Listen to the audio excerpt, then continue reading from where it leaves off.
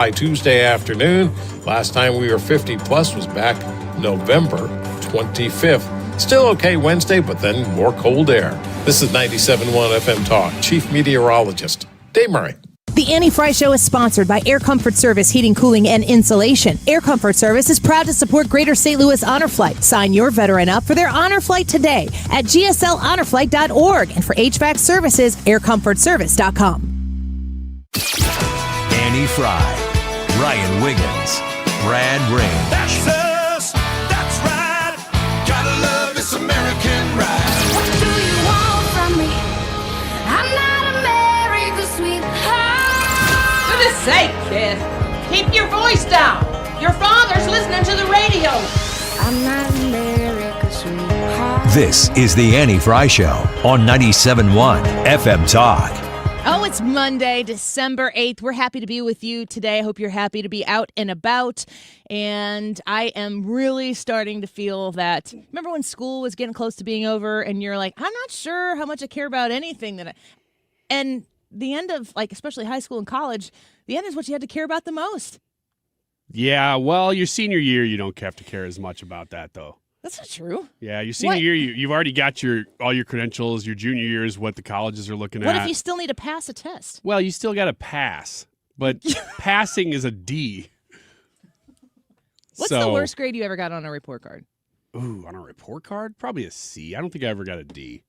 I would have felt too bad about Ds. But I did a couple C's because, like you said, there was a time, and I think this was probably college for me, when I started to go, oh, this doesn't matter all the time. I think I'm going to phone this one in. So I got a couple C's in college. And how much of what you dealt with in college that you thought, this isn't as big of a deal as everyone's making it, how much more actually didn't matter that you didn't realize at the time? Heaps. Most. Yeah. Isn't that way more than I thought? It's kind of wild to go. I'm thinking right now, my son, about to turn 16 years old. College is going to be the next conversation, the next big conversation that starts up in our household. And he has an idea of where he wants to go. He kind of has that thought in mind. But I'm also sitting here going, if you're going to go to college, what are we doing here? It doesn't have to just be the next thing that you do. It's certainly something that I want him to do, but he needs to have direction. And that is one of the huge, huge things that I think has been ripped out of the way. I really want to wrap this all into a conversation about affordability. We have Steve Moore. Is he confirmed? Yes. Yes. Brad says yes. Steve Moore is going to be with us at 1:05. And I saw Dave Ramsey. I love Dave Ramsey. You a fan? Yeah, I don't listen to him regularly. Or do you prefer debt? I just love debt. But you got to leverage that debt. I prefer Del Walmsley's model. You have to explain that to me later. It is the American way, Uh-huh. But this is something I've been thinking about lately in the whole conversation about affordability. The President Donald Trump, during the cabinet meeting, made he made a conversation point to say, like, affordability, that's a Democrat talking point. And I was like, ooh, even if it were, don't say that. Mm-hmm. That the affordability thing is a political ping pong ball. Now, I understand that the Democrats want to now point, like they did, 7 minutes after the inauguration, the price of eggs. Have you seen? It's going to be Easter soon. The price of eggs, it's outrageous. What are you doing about this, President Trump? And he literally responded, he's like, I just got here. So you're going to have to inform me a little bit more on what you're talking about. And then, of course, add it to the heap of mess that we have to clean up from the last 4 years. So we can use economics, we can use metrics, we can use graphs and statistics to show, which honestly, you don't even really have to look very far because the Democrats keep doing this on X. It's the dumbest cell phone that I've seen be repeated. Like, guys, you should get it by now. They show graphs that show like something is super expensive right now. And they point to like, you are here. But for whatever godforsaken reason, the chart starts in like 2019. Over and over, they keep doing it. It's like, do you see the astronomical increase in what everything was costing? Inflation, the price of this, that, or the other thing, debt. It all increased during Joe Biden's presidency, which I don't even know if we can blame that on Joe Biden, because I don't know if Joe Biden knows. Everybody wants to say that the point that we are on the timeline right now, where Donald Trump is in charge, they think that they can just point to a chart and that you're stupid enough to look at that single point on that graph and you're like, golly, Donald Trump really's got to get this under control. Well, he does. That's why we voted for him, because we saw the other 4 years in that chart. I'm constantly asking myself if these people are as stupid as they present themselves to be. It certainly seems like it. When they put a graph up that goes, inflation's out of control, why can't people afford things? Here's the last 6 years. You're like, you're making the wrong point. You're making a point against your own party. Yeah. And everybody can see it. An unfortunate point for you, but here we are. So the president and his administration and his economic policies, not a year into his presidency, I guess we're probably like, what, 22% into Donald Trump's presidency. Inflation, if you listen to economists right now, they say inflation right now is pretty close to where you want it to be. President Trump said last week, you don't want no inflation. You need a little bit of inflation, he'll say. Okay, economists can explain that in more detail than I can, but that's just what the president said last week. Economists are saying that inflation right now is about where we want it to be. The next year, 2026, is going to be the year where everything that was passed in the big, beautiful bill, which it will be the crowning achievement or the epic failure of the Trump presidency, because it's going to be the thing that we get to experience the most of. The implementation of all of the things that they wrapped up in this gigantor bill that was signed on July 4th, which he said the House is going to pass it by Memorial Day. I'm going to sign it by July 4th. And it never looked like it was going to happen until there he is signing it on July 4th. What this administration has promised the American people is going to manifest in 2026 in an enormous way if you listen to what the Trump administration says, or it's not. And if it doesn't, then that cake is baked. That's going to be the legacy. If it does, though, if you listen to Secretary of Treasury Scott Bessent and the way he talks about, he's kind of on an affordability messaging tour right now. The president is going to Pennsylvania. I want him to come here. Do you know that Granite City just fired up their furnace again? No, I didn't know that. Yes, they did. And you can credit Illinois State Senator Erica Harris and State Representative Amy Ellick and some of these other people who've worked really hard, Representative David Freese, who've worked really hard to, along with Representative Kevin Schmidt, get that area back up and running. That's a huge deal. It's the lifeblood of Granite City and this entire region that is right on the east side of the river. It's a really big deal. They did that. They fired up the furnaces when Donald Trump was the president the first time. Joe Biden got in there, and we sold U.S. steel to Japan or something like that, and Donald Trump is working to bring it back, and it's making an actual measurable difference. Now, when you get the word that we're going to fire up a furnace again, immediately people don't feel the financial benefit of that. Obviously, people have to come back to work, have to making steel again or whatever it is. And people need to get their paychecks, and their paychecks need to go get spent at the local restaurant and at the local gas stations. And then those jobs start to come back or maybe get stabilized a little bit. That moves through the economy. You go 6 months, 12 months in from these policies being implemented next year. Tax returns next year are supposed to be, that's what they're saying. Listen, again, I'm telling you right now, Donald Trump is going to live or die by his policies that he's actually putting into place. Action. He's made things happen. Now we sit and see if he knows what he's talking about. And if you look at all of the economic markers that the fancy pants Wall Street people look at, I mean, how many times, golly, what was the name of the day? April 2nd, when the tariffs were implemented. Oh, Liberation Day. Go back. I mean, I could probably do this right now in my file folder. You could go back and look at all of the losers in the agenda-driven media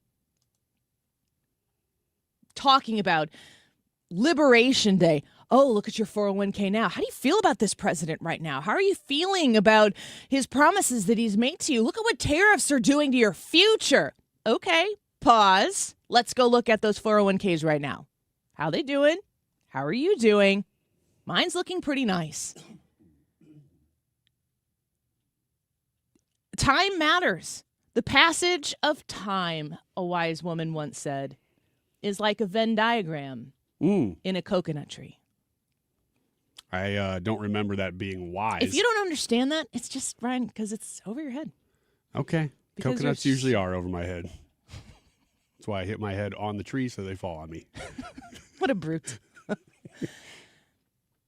2026 is going to set the tone for the rest of Donald Trump's term, because if people benefit economically, it used to be, according to James Carville, right? It's the economy, stupid. It still likely is. If people benefit from a booming economy in the first 2-3 quarters of 2026, Donald Trump is going to expand his majority in the House. He's going to expand his majority in the Senate, and they are going to get incredible things done on those second 2 years. If it doesn't work, Democrats will get in and they'll impeach him. That's just what's going to happen next. That's why every time we have like a Tennessee special election, when you're looking at blue states and blue regions in New Jersey and New York and Virginia, and oh my gosh, they elected Democrats. Well, of course they elected Democrats. Now it'd be nice. It'd be fun for us to sit here and say, oh, it was razor thin close. This is a good sign for Republicans, because that is exactly what Democrats are saying about that Tennessee special election. They could still win if they lost.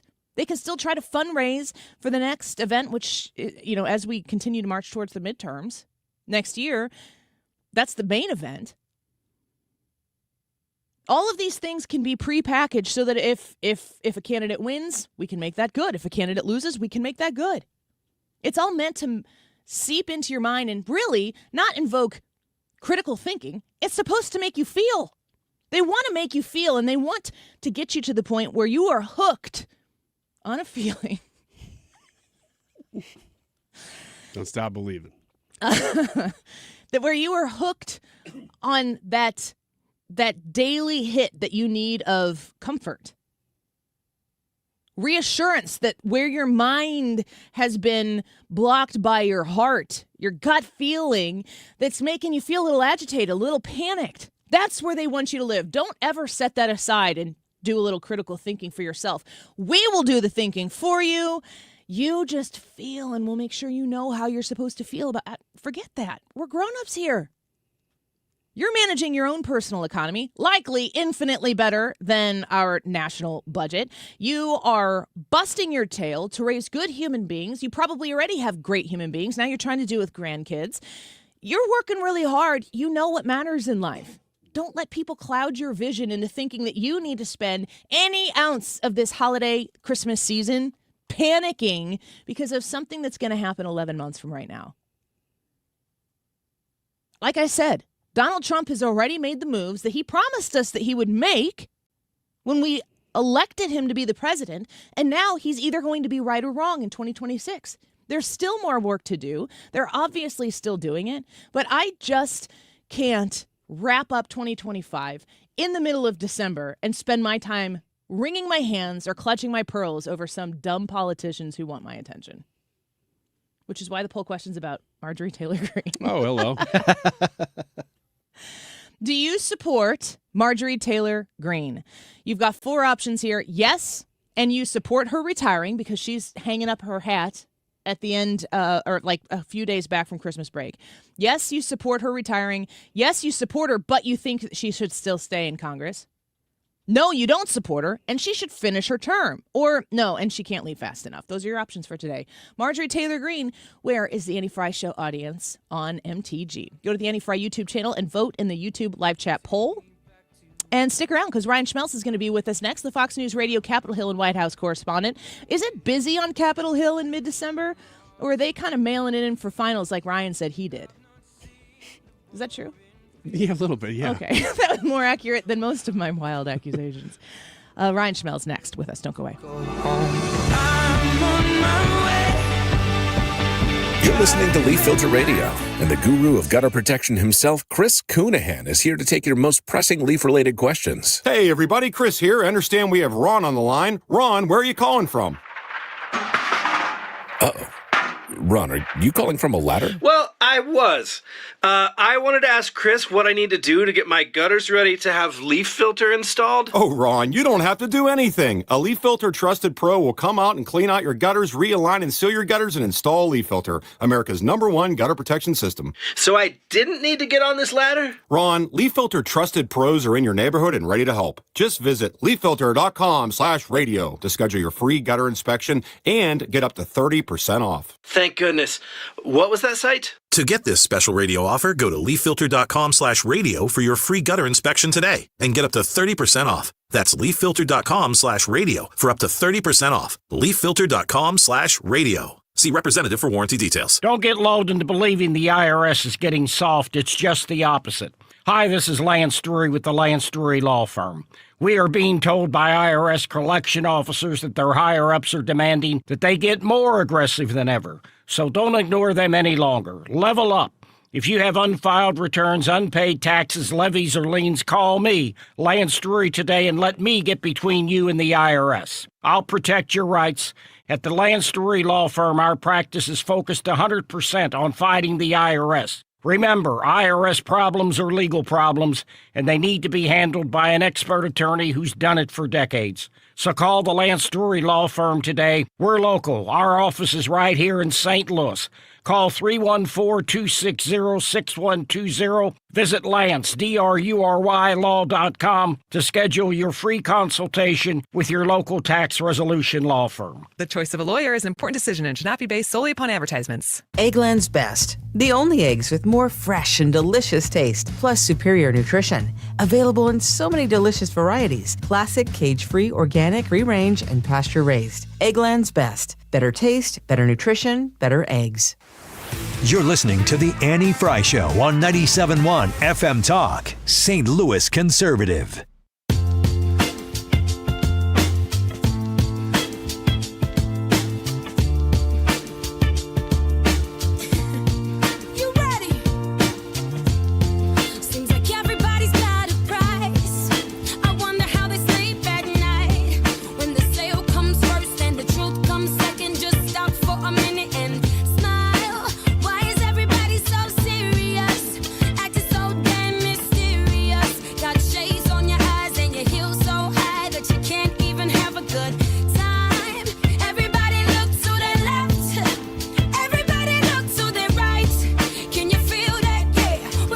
There's a 2-year ACA extension plan, bipartisan Problem Solvers Caucus on the table. Is that something that you would consider? Haven't had a conversation with the individuals who have put that forward, but open to talking to them over the weekend.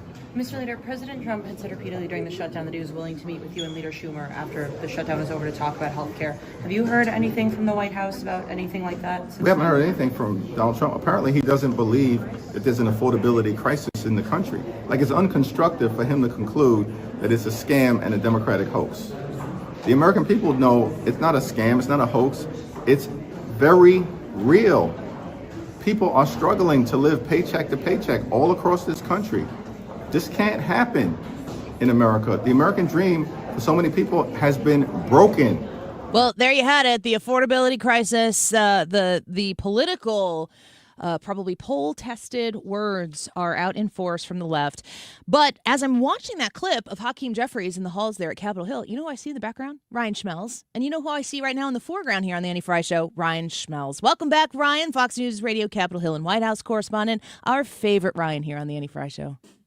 And I really enjoyed you using Liz Elkind's question there and giving our good colleague at Fox News Digital a shout out there too. So much appreciated, Annie. Well, we always strive to do our very, very best here. Hakeem Jeffries talking a little bit about the affordability issue that Americans are saying that they're facing right now. But of course, the main conversation that took place in the government shutdown surrounded health care and the cost of health care. Right now, what are you seeing taking place as far as negotiation, or are there expected measures, maybe a vote, that is going to take place before any more negotiations end up happening on making affordable health care possible?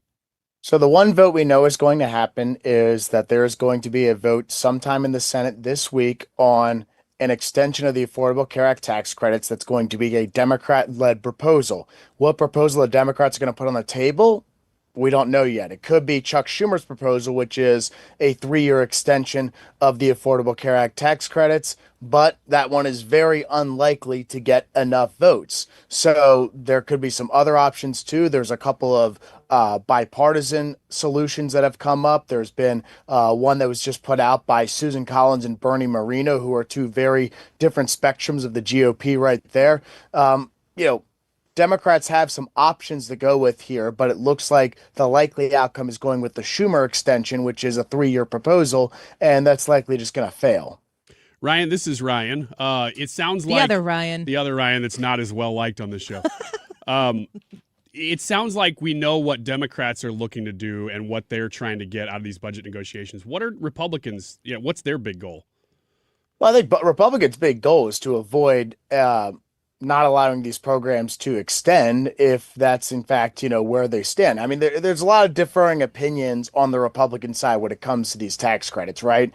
Democrats seem to be pretty unified in that they want them extended. There are some Republicans who'd be good with it just expiring altogether and then trying to come up with a different solution to healthcare. There are others who say, okay, that's great. Let's find a solution to Obamacare, repeal and replace possibly, but we can't let these tax credits expire because that's 22 million Americans who might see their premiums skyrocket if this program expires. So it seems like the plan amongst Republicans as of right now is to extend the program, whether it be a 1-year extension or a 2-year extension, and then try to negotiate some type of compromise or, fix to Obamacare. But we've seen that tried over and over again. And as you know, Republicans have come up short in trying to repeal and replace Obamacare before. Yeah, Donald Trump and a few others had been talking about, kind of floating out like Donald Trump does, ideas where maybe that healthcare money goes directly to the consumer instead of through these programs. Is that a non-starter? Is anything happening with that right now?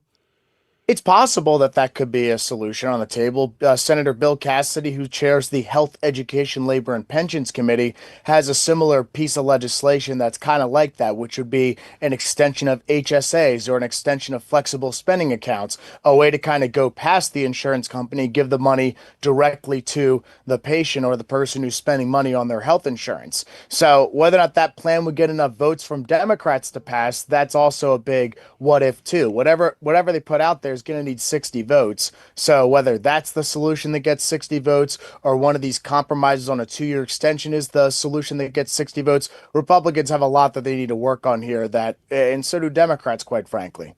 Ryan Schmelz speaking with us right now, Fox News Radio, Capitol Hill and White House correspondent. So let's talk about getting the appropriations done. What's the deadline? What's it going to look like if Marjorie Taylor Greene resigns, of course, at the beginning of January? How likely is it that we aren't looking at a potential sequel to the government shutdown? Well, you got January 30th as the deadline, and the Republican majority gets that much more slim when Marjorie Taylor Greene resigns on January 5th. These appropriations bills, they've got 3 of them done right now, so the VA won't be factored into the next government shutdown. Neither will, SNAP benefits, because the Department of Agriculture has its funding for the next fiscal year. But there's some other areas that they're trying to get done before then, pretty much the rest of the federal government. The NDAA text just came out today. MTG came out, said she's a no. That's the National Defense Authorization Act. That's not exactly the bill that funds the military, but it does set military policy for the remainder of the fiscal year. They would need what's called a defense appropriations bill to pass with it that would officially greenlight military funding for until September, essentially. So that's one of the appropriations bills they have to get done. There's a bunch of other ones that they're thinking about factoring into what's called a minibus, where you package 3 or 4 of them together, you vote on them all at one time, and then those programs are funded for the remainder, pretty much until September. Ryan, is this what we're going through right now? Is this, it's not the way it's supposed to work, but is this the way it always works? Is this status quo really for Congress at this point? This is more supposed to be. This is supposed to look, I think, a little bit more like status quo. The idea is that Congress passes 12 individual spending bills, and that's supposed to fund the government through an entire fiscal year. Thune and Johnson had been committed to doing that. This Congress, they just ran out of time because they focused on other things like the One Big Beautiful Bill Act. They focused on getting President Trump's nominees confirmed, which eats up a lot of Senate time. So they just weren't able to get it done. normally what you see happen is that they'll do what's called an omnibus, which they take all 12 of those appropriations bills, package them into one giant government funding package, and then they vote on that, and that funds the government through the entire fiscal year. Republicans have been campaigning on this not being the way to do things for a long time. So in many ways, they're trying to get back to what they call regular order. The last time they did the individual appropriations bills was during the Clinton administration. So they're trying. This is how it's supposed to work. Now, whether or not they can actually get it done or not is a whole nother story. Certainly. Last question. We're speaking with Ryan Schmelz right now. Well, I have two questions for you. The first one is, we heard Hakeem Jeffries there saying that President Trump isn't talking to them at all. Who are the main players right now in trying to get this done? Are you talking about appropriations or healthcare? Appropriations, specifically. Trying to make sure they can get to something that can be passed by both chambers and signed by the president.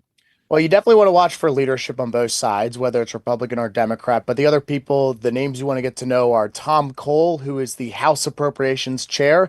You want to know Rosa DeLauro of Connecticut, who is the ranking member on appropriations, the top Democrat there. And then on the Senate side, you want to know Susan Collins of Maine, who is the chair on the Republican side there. And then the top Democrat there is Patty Murray, who's also a member of Democratic leadership. So those are the people you want to know when it comes to appropriations. But then there's some other, maybe not in the higher roles, but Katie Britt of Alabama has kind of emerged as a big kind of liaison between both sides. She was very helpful in getting the government reopened. She's a member of appropriations. She's kind of seen as a rising star. You obviously remember her from doing the State of the Union response to President Biden a couple years ago. She's kind of somebody who's emerged as a big leader on the Republican side when it comes to, bridging the gap between Republicans and Democrats. Okay, and the final order of business. We're speaking with Ryan Schmelz right now, Fox News Radio, Capitol Hill and White House correspondent. We want to know what your thoughts are on the college football playoff draw, the setting of those teams. Who got screwed? Who got what was right? Did I understand that you're an Ole Miss grad? Is that correct? I am. Yes. That's right. So we've been the center. We've been the center of the whole thing. So, any thoughts that you want to add to the heated discussion taking place right now?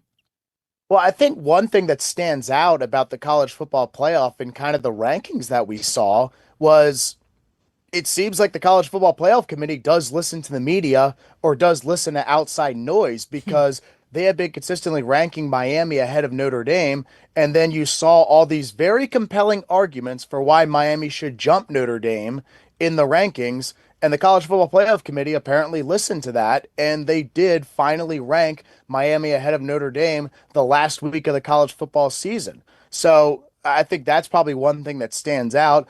I think another thing that stands out too is that Notre Dame's decision to be an independent and not be in a conference has come back to haunt them here. Because, well, if they were like, let's say they're in the ACC, if they had an ACC championship, there's no denying that they get in the college football playoff. So that lack of conference, it looks like that may have came back to haunt Notre Dame in this situation. So I think that's probably one thing that stands out here. All right, Ryan Schmelz from Capitol Hill. You heard it here first. Thank you for being with us today. It's always good to talk to you. Thank you, Annie. Have a good one. Yep, you as well. Take care.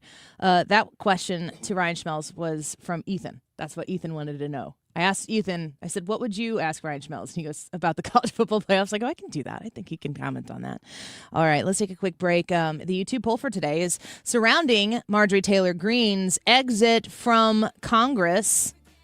What do y'all think about this? I don't know how many of you out there are like huge MTG supporters. Of course, there's people listening right now who, and we'll always see, what is it usually, the 7%, the 3% or whatever it is in our poll? There's always a little representation, and I always want to give those people a reason to come back so they can satisfyingly click that button, which in today's poll, do you support Marjorie Taylor Greene, is probably no, she can't leave fast enough. Get her out of there. Your options are available at the YouTube live chat poll. Go vote there. And a reminder, you can stream 97.1 anywhere you go on the Odyssey app, anywhere in the world. We'd be happy to have you there as well. We'll be right back.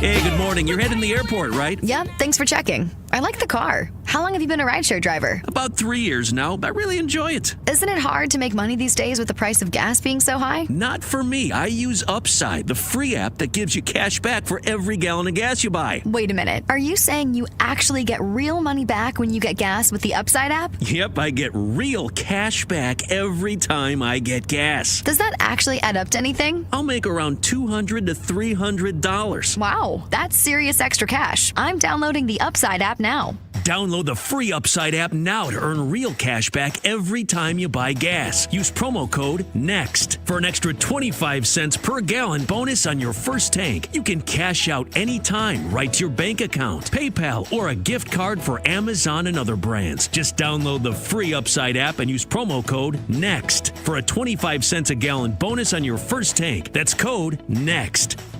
If you suffer from burning, tingling, or numb feet, pay special attention as we discuss neuropathy with Dr. Patton, D.C. Doctor, what is neuropathy? Peripheral neuropathy is nerve damage to the feet and legs. What are the symptoms? The symptoms are numbness, burning, tingling, pain, and loss of balance. Is neuropathy treatable? It's absolutely treatable, and we have amazing results. If you have burning, tingling, numbness, coldness in your feet or hands or balance issues, call us at Comprehensive Integrated Health today for a nerve damage screening. The screening will tell if you're at risk for serious complications and if you're a candidate for our cutting-edge treatment program. Don't wait until your symptoms are so severe nothing can be done. End-stage neuropathy leaves people confined to walkers, wheelchairs, and even amputations. The first 10 callers will receive a free nerve damage screening. Call 636-538-5188. That's 636-538-5188 for your free nerve damage screening. 636-538-5188. Our YouTube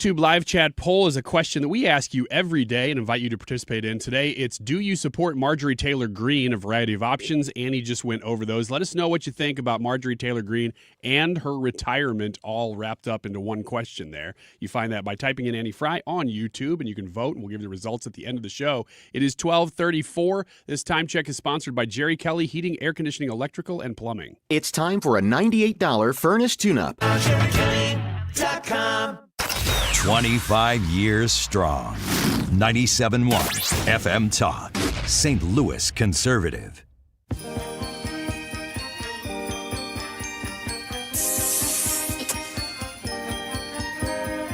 Wow! Mommy's kissing Santa Claus!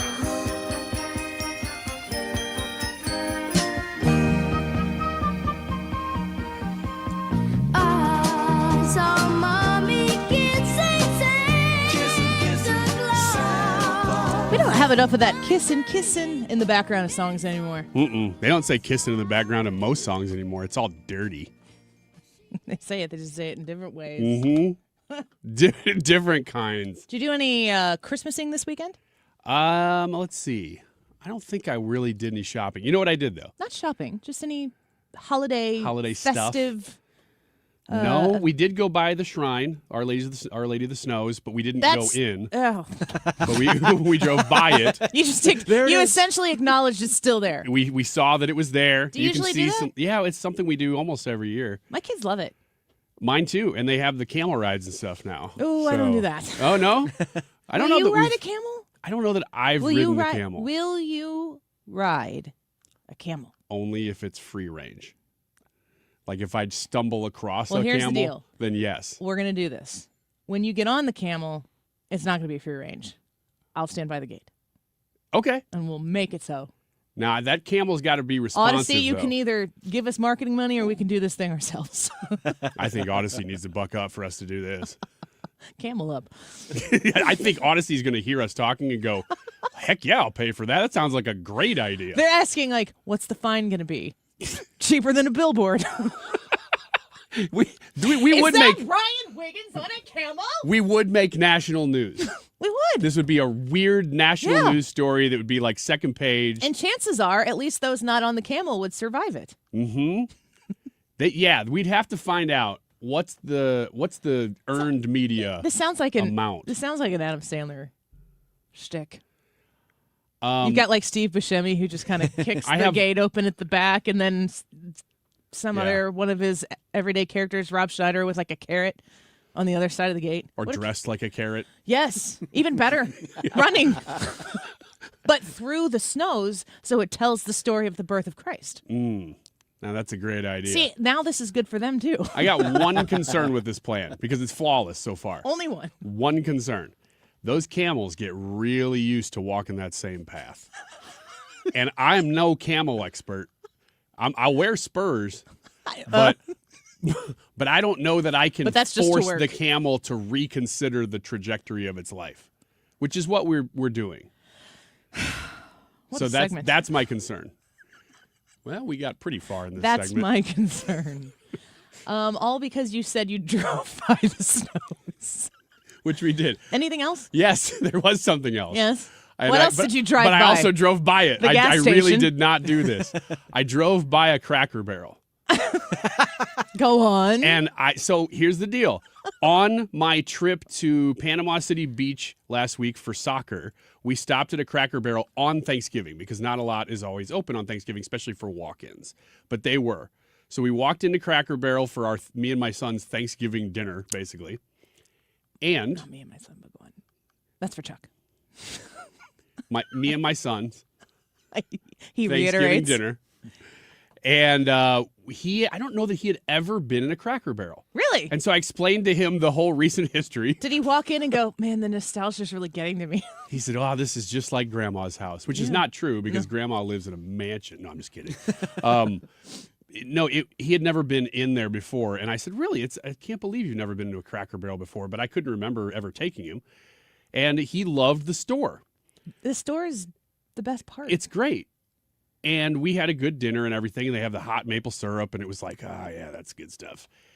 But the store, and this is literally Thanksgiving, like going into Christmas season, the busiest shopping time of the year.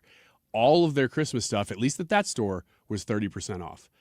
And I wondered if they had already ordered all of their Christmas inventory when this, Cracker Barrel stuff hit, the news hit, and now they're concerned that they've over-ordered for Christmas. Going? Yeah, that maybe sales are down. I don't know. Did Cracker Barrel stick the landing? No, but they tried. They kind of did. Well, they could have been more public about it. They took too long to come out and say, we screwed up. They eventually did. I don't think Cracker Barrel was trying to do. I don't think the whole Cracker Barrel thing was because it was fully motivated by politics. I don't either. I think some of these people have politics that obviously influence their worldview. I think what they did was they undervalued their customers' worldview, which is going to be, and it's not like, I don't think that Cracker Barrel patrons are 95% Republican voters. When you're talking about people who actually make the transition from having thoughts, perspectives, and opinions to actually checking boxes in a ballot booth. I think it was kind of a consequence of trends, modernizing everything aesthetically. And I think that we just aren't there right now. Culturally, there is a snap back to nostalgia for sure in everything. And everybody else on the outside looks at that stuff politically because they feel like Americana nostalgia has been ripped away because people hate America. I mean, if you see Americana, people will suggest that people who fly American flags outside of their house are likely to be Trump voters or Republicans. I don't know what the statistics are on that specifically. I know that if I see people actively supporting United States flags, I'm thinking that is an active choice and you're saying you are proud of your country. And I don't know people on the left who are vocally proud of their country. Is that too broad a statement? No. I think that there are absolutely people who are on the left, who are Democrats, who are liberal, who are proud of their country. But I'm not talking about those people. I'm talking about the people who want other people to know where they stand. When you want someone to know where you stand and you're on the right, you display an American flag. When you're on the left, it's not the American flag that goes first.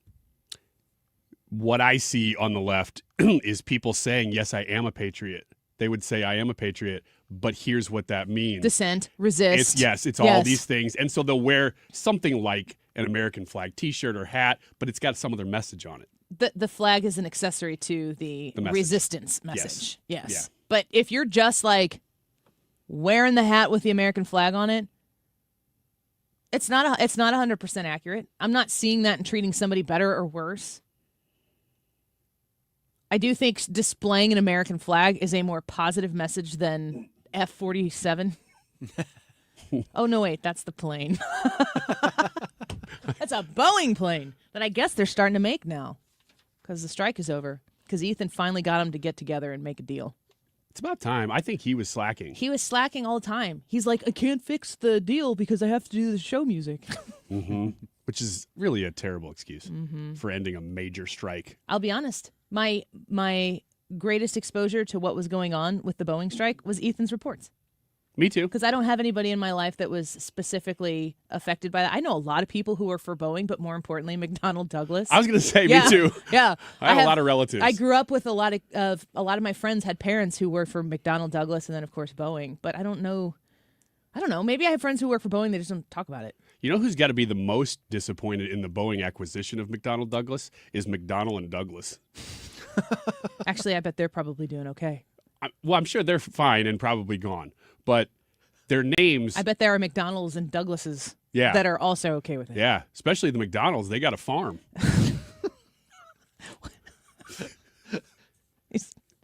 Yeah, okay. That's awful. You can't... It's probably time to go to a break, You're in the 7th layer of hell on this joke. There's nowhere else to go. We're at the epicenter of this hot hell that you've created for us. Which really started with the drive-by of Our Lady of the Snows. Anybody know any camels? We'll be right back. Don't go away.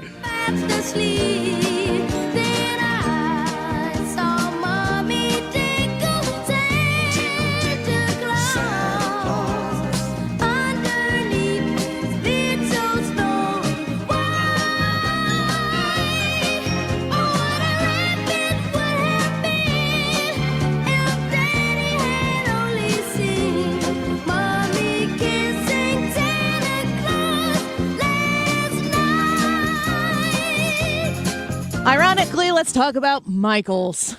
But this Michael's Flooring Outlet, not that Michael. Michael's Flooring Outlet has the flooring that you're looking to purchase. You haven't seen it yet there because you haven't stopped by one of the 3 locations that they have here in St. Louis. Find them in Darden Prairie. In West County, you can find them on Olive Boulevard, a mile off of 270 West on Olive. You can also visit them in St. Charles County at 116 Main Street in Old Town St. Peters at Mid Rivers and Highway 70. That's the one that I visited. And I want you to know how nice it is to be able to see and experience and feel under your feet, especially if you're purchasing carpet, the different kinds of carpets you can buy, the Mohawk Smart Strand of carpet line that is wonderful that people seek out. But also, okay, what's the difference in my investment in padding for that carpet? And if you can experience, okay, now if you're walking over this extra thick, maybe more luxurious padding, you can actually feel why you might want to make that investment. It's an educated experience, especially with the customer sales staff that's going to help you get to a purchase that you are going to be very happy about. If you're looking for flooring, shop at Michael's Flooring Outlet online at igotfloor.com. Give something that means something. Roll up your sleeve at the Odyssey Blood Drive in partnership with the American Red Cross, December 16th through the 19th at multiple locations. Make an appointment in the Red Cross Blood Donor app or at redcrossblood.org. Enter sponsor code Odyssey for a drive near you.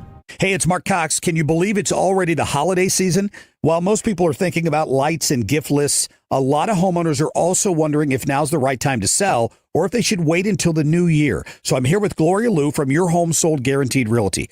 Gloria, what should sellers be thinking about right now? Great question. Even during the holidays, serious buyers are still out there, and with fewer homes on the market, sellers actually face less competition. When we get into the new year, listings start to spike and competition rises. But that's never a problem for my clients because I guarantee to sell your home at your price and time frame, or I will buy it myself. Whether you want to move now or after the holidays, will make it smooth and stress-free. That's why Gloria Lou is the trusted choice for St. Louis home sellers. Call 314-325-6888 or visit gloriahasthebuyers.com. From all of us, happy holidays, and here's to your next move being your best one. Gloria and seller must agree on price and possession date. Doesn't it feel like you hear all the time from retired friends and family, I wish someone had told me this before I retired? Or why didn't anybody tell me this? Why is this not a class? Well, that's exactly why Financial and Tax Architects was founded. FTA keeps hardworking families in St. Louis make sense of retirement. They show them how to keep more of what they've earned and how to make it last. That way you can get some sleep at night. You don't have to second guess every expense leading up to retirement. You understand what's going on. Their Retirement Planning 101 class is a practical, no-cost course. They teach it at local colleges. It's just one night. You learn strategies to reduce taxes, plan your income, make confident decisions about Social Security and taxes and inflation.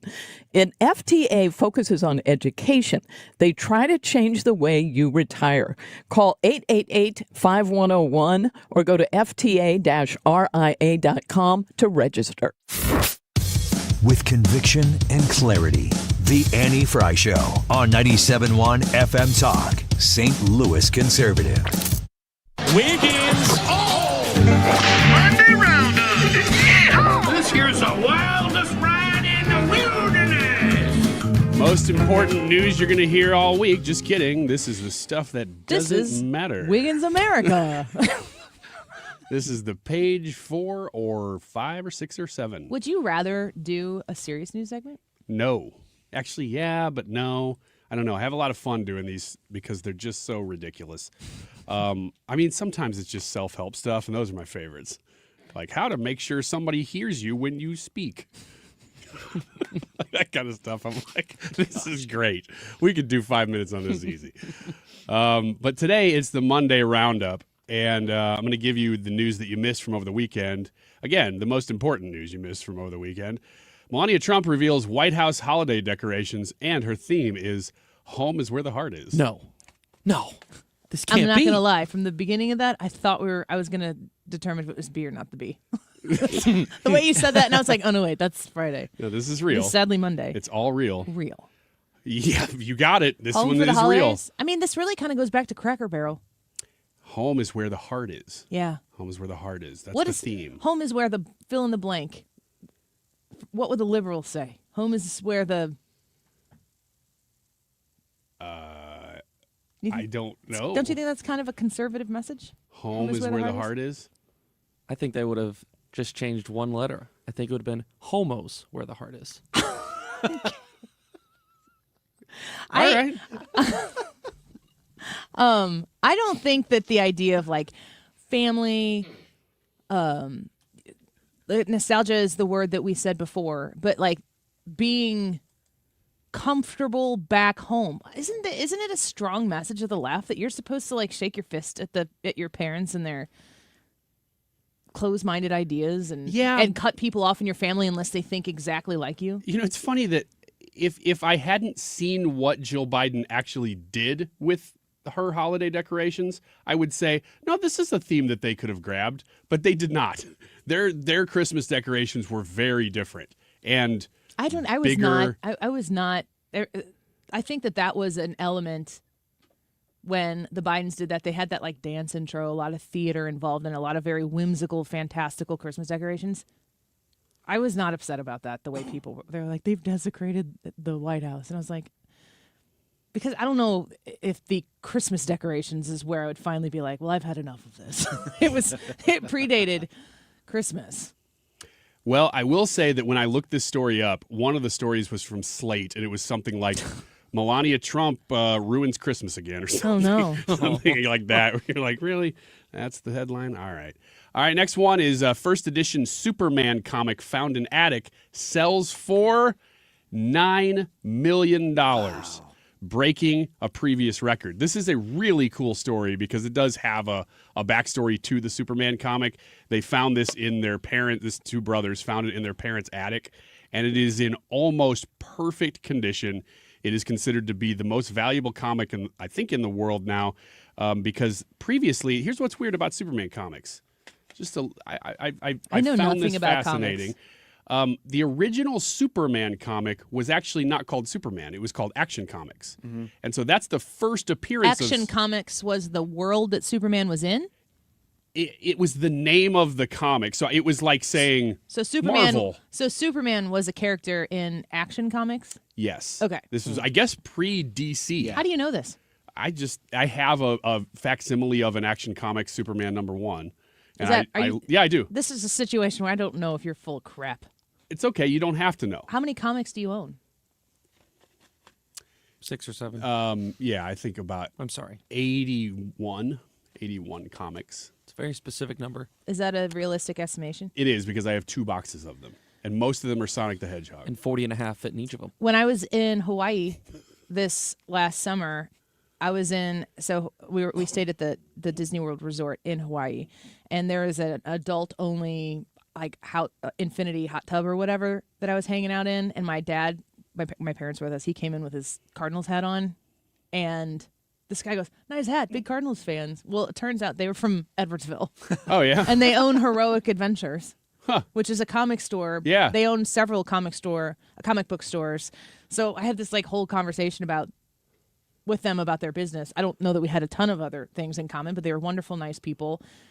They did not know who I was or what I do, and that's fine. But they were very kind people. And what are the odds? That's crazy. We're sitting in there like, I'm from Edwardsville, and they're like, well, we're from Edwardsville and thereabouts, but Heroic Adventures. If you're looking for comic books, I don't know if Tell they him have Annie an sent Action you. Comics #1. Tell them Annie from the hot tub in Hawaii sent you.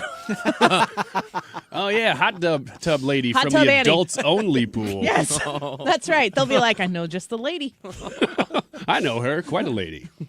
But just to distinguish, the Action Comics is the first appearance of Superman and the really first comic from them, I believe. This is the first Superman comic, though, so it's a little bit different, and it's $9 million if you want it. Next one is Republicans poke fun at Donald Trump behind his back, apparently, according to the topic of our poll today, which is about Marjorie Taylor Greene. MTG. She said that I've watched many of my colleagues go from making fun of him, making fun of how he talks, making fun of me constantly for supporting him, to when he won the primary of 2024, they all started, excuse my language, kissing his blank. And fill in the blank. Put MAGA on their hat for the first time. So she's basically calling out Johnny-come-lately Republicans for getting on board with Donald Trump when he won. I'm just going to tell you that I'm more in favor of the Johnny-come-lately Republicans who are on the team right now than those who are quitting the team. Ooh, yeah. Let me play a little sound effect here. Beep. There it goes. Oh, yeah. Next one. We're professionals here, guys. We're professionals here. Flawless execution. The sound effects go off exactly when we want them to. Ah, shoot. Deep sea search for Malaysia Airlines Flight 370. Oh, no. Don't go down this rabbit hole with me. To resume. They're picking up the search again. This has been one of my favorite, also frightening, terrifying conspiracy theories that I start reading about at about 2:30 at night when I can't sleep. Did you watch the Netflix documentary that came out last year on it? I don't have Netflix. Oh. Well, it's really good. I would have to see who put it together. I don't know why or how I got connected to this person on X that is like one of the lead theorists about whatever wormhole they went into. Ooh, really? Yeah. It's a wormhole now. And I forget that I was interested one night in what this person was saying and wanted to know more. And now it just gets like injected into the rest of my timeline that is reasonable thinking. And so I'm kind of still connected to it. So they're going to start looking for it again? Yeah, starting at the end of December, they're going to do 2 months of searching for this thing again. This is, I guess, sanctioned by the Malaysian government, which obviously is not as well off as the U.S. government. But they're hiring a U.S. company to do it for a total of 55 days. I don't exactly know what they expect to find, whether they think they've found something new and that's leading to this or what, but it is going to resume. And I brought that up specifically because it is one of the most interesting, I guess, like non-political It feels supernatural conspiracy or extra stories. terrestrial or whatever the right way to say is. There's something weird. You don't just disappear. I thought some of the plane washed up on a shore. They said it did, but Yeah. they were never able to A plane- confirm. There was I really question marks around it. So we had started watching Stranger Things with my kids last Halloween-ish season going into Christmas. We haven't. We're somewhere in season 3 or something like that. Got some work to do. Yeah, I have not enough time, but I really want to watch Lost with them. And then every time I want to do it, we're about to go on a trip somewhere, and I'm like, oh, just do the same after we had a long plane ride over the Pacific. Let's watch it on the Let's plane, watch kids. Lost. Yeah, no, we haven't, but I really want to. And that Lost, the show, and the Malaysia flight, yikes. I know. Yikes, people. Steve Moore next on The Annie Fry Show. Hi, I'm Joe Cordell of Cordell & Cordell, America's largest family law firm. During this time of year, difficult relationships sometimes become impossible. If you or someone you care about is facing a family law issue, let us set up a 1-hour Cordell Consult. The Cordell Consult is a meeting with a local attorney who will give you clear guidance about your options, whether it's a separation, a postnuptial agreement, divorce, or custody. CordellCordell.com. The choice of a lawyer is an important decision and should not be based solely upon advertisements. 600 Kelwood, St. Louis. Hey, it's Mark Reardon. If you're nearing retirement or already retired, call my friends Thomas Helbig and Bob Kershaw with the Retirement Advisory Group. They'll show you how linking to the market is much safer than owning the market for your retirement savings. They're the official financial advisors of my show. Go to retirementkey.com. We all have someone we love, like the favorite lyric in our favorite song. You can't imagine life without them. So tell them today, I love you. Get screened. It could help save their life. Visit cancer.org/getscreened to learn more. HomeShieldFoundationRepairs.com. Matt Hayes at 314-227-9636. Consider giving him a call right now. You've got some moisture creeping back into your basement. A lot of that snow has melted. Don't let it find its way into your home. That's a big problem, and the problem in and of itself can grow over the course of time to become a much more expensive problem. If you need basement waterproofing services, you want to call Matt Hayes and invite him over, and he can check out what your situation is specifically. He has solutions for your wet basement that he can come implement. He can tell you all about what he can do. He's reliable. He's battle-tested with decades of experience of waterproofing basements exactly like yours. You definitely want to hire someone you can trust, somebody who has experience, who is highly rated, highly reviewed. That's Matt Hayes at Home Shield Foundation Repair. 314-227-9636. Call him directly at 314-227-9636. Find him online at HomeshieldFoundationRepairs.com. KFTK FM Florissant from the Kaufman Townsley St. Louis's Injury Lawyers Studio. Call 314-777-7777. That's 314-777-7777. Is on the way. I'm Lisa Brady, Fox News. President Trump signing off on an aid package for American farmers impacted by a trade war with China. The Agriculture Department will make as much as $11 billion in one-time payments to crop farmers hit hard by tariffs and a dramatic drop in purchases from foreign buyers. Farmers have long called for assistance, with soybean farmers facing huge losses after China cut imports of American-grown soybeans. Following talks with President Xi last month, President Trump said China has agreed to resume soybean purchases. Fox's Jared Halpern at the White House, where the president is scheduled to hold a roundtable with farmers at this hour. The U.S. Supreme Court hearing arguments over executive power in a fight over the president's effort to fire a member of the Federal Trade Commission, an agency created by Congress. Attorney Amit Agarwal, arguing for the FTC, noted Congress gave presidents the power to remove certain agency commissioners for cause. We're talking about more than 24 traditional independent agencies that have been established by statutes enacted by the people's elected representatives and signed into law, all of them by democratically elected presidents. But Chief Justice John Roberts questioned the precedent here, saying one prior ruling in particular the FTC was relying on was a husk of itself. In the opinion itself, it described the powers of the agency it was talking about, and they're vanishingly insignificant, has nothing to do with what the FTC looks like today. During arguments, several justices questioned the increasing power of independent agencies. Fox's Jessica Rosenthal. A federal judge just approving a settlement for victims of clergy abuse in the New Orleans Archdiocese after years of negotiations. More than 500 abuse claims, a more than $200 million settlement. Some survivors testifying recently about the lingering impacts of abuse decades later.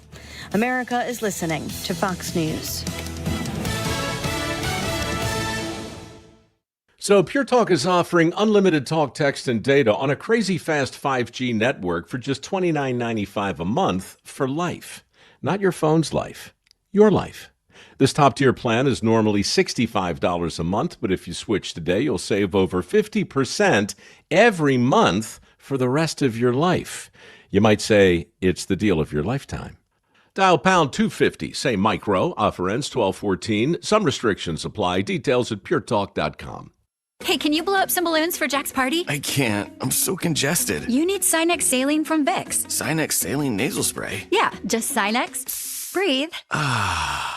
Sinex Saline instantly clears everyday congestion associated with colds and year-round allergies with a gentle, ultra-fine mist that's no mess and easy to control. Daddy, we need more balloons. On it. Enjoy life's important moments without congestion. Try Sinex Saline from Vicks. Just Sinex. Breathe. Use as directed. Air Comfort Service, heating, cooling, and insulation, weather. Even with more and more sunshine returning as we go through our Monday afternoon, it's a cold one, 32, 33. Tonight, partly cloudy, 26. Tuesday, cold start, but sunny skies dominate all day Tuesday, and it's warmer. 51 for the high Tuesday afternoon. Last time we were 50 plus was back November 25th. Still okay Wednesday, but then more cold air. This is 97.1 FM Talk. Chief Meteorologist Dave Murray. The Annie Fry Show is sponsored by Air Comfort Service Heating, Cooling, and Insulation. Air Comfort Service is proud to support Greater St. Louis Honor Flight. Sign your veteran up for their honor flight today at gslhonorflight.org. And for HVAC services, aircomfortservice.com. Annie Fry, Ryan Wiggins, Brad Ring. That's us. That's right. Gotta love this American ride. What do you want from me? I'm not America's sweetheart. For goodness sake, kid. Keep your voice down. Your father's listening to the radio. I'm not America's sweetheart. This is the Annie Fry Show on 97.1 FM Talk. I think 2026 is going to be a great year. The president set the table. You know, he's done peace deals, trade deals, tax deals, and the economic policy is really a three-legged stool. As you said, in Trump 1.0, we had the Tax Cuts and Jobs Act. So we had tax, but this time it's also deregulation, and the amount of regulation coming off the books, I think we're going to talk about that later, is just astounding. In the U.S., that we've gotten out of the ability to make things and to do things in a productive way. And then the third part is trade. And these trade deals, they are bringing in the trillions of dollars and opening up markets for U.S. companies, bringing manufacturing back to the U.S. By the way, the manufacturing is automobiles, pharmaceuticals, semiconductor chips, rare earth. Well, I was just in my hometown of Charleston, South Carolina 3 weeks ago. Boeing, thanks to President Trump, Boeing gave the president the #1 Salesman of the Year award. He sold over 1,000 Boeing planes in the trade deals. Boeing in Charleston was expanding their Dreamliner, the 787 plant, by 50%. 1,000 new high-paying jobs, great benefits, and then all the construction jobs that go with that. And we're just starting to see it. We're just starting to see the liftoff. So there you have Scott Bessent. He's the Treasury Secretary. What else is he? Is he the director of the IRS or something? Yes. Isn't he also that? Think about how much fraud has been rooted out, just even the knowledge of it. I don't think that we've solved all these problems quite yet, but the knowledge, the indication that fraud is, however rampant you thought fraud, people just leeching off of the American taxpayer's dollar. However bad you thought it was, it's probably worse, which is kind of hard to imagine because I think we thought it was pretty bad. Oh, yeah. I saw some good reporting this weekend that says that Marco Rubio has been really still at it with these NGOs and all this dark money being funneled around. That we're not hearing a lot about it, but he's still on the ball. I just think every time you start talking about one thing, you think about, Marco Rubio talking about NGOs, and you think about what's going on with the fraud taking place in Minnesota. You think Minnesota's the only place where this is happening? Heck no. They found it in Ohio. Apparently the second largest Somali community in the United States is in Ohio, and there's a similar kind. But I'm sure this is not just a Somali problem.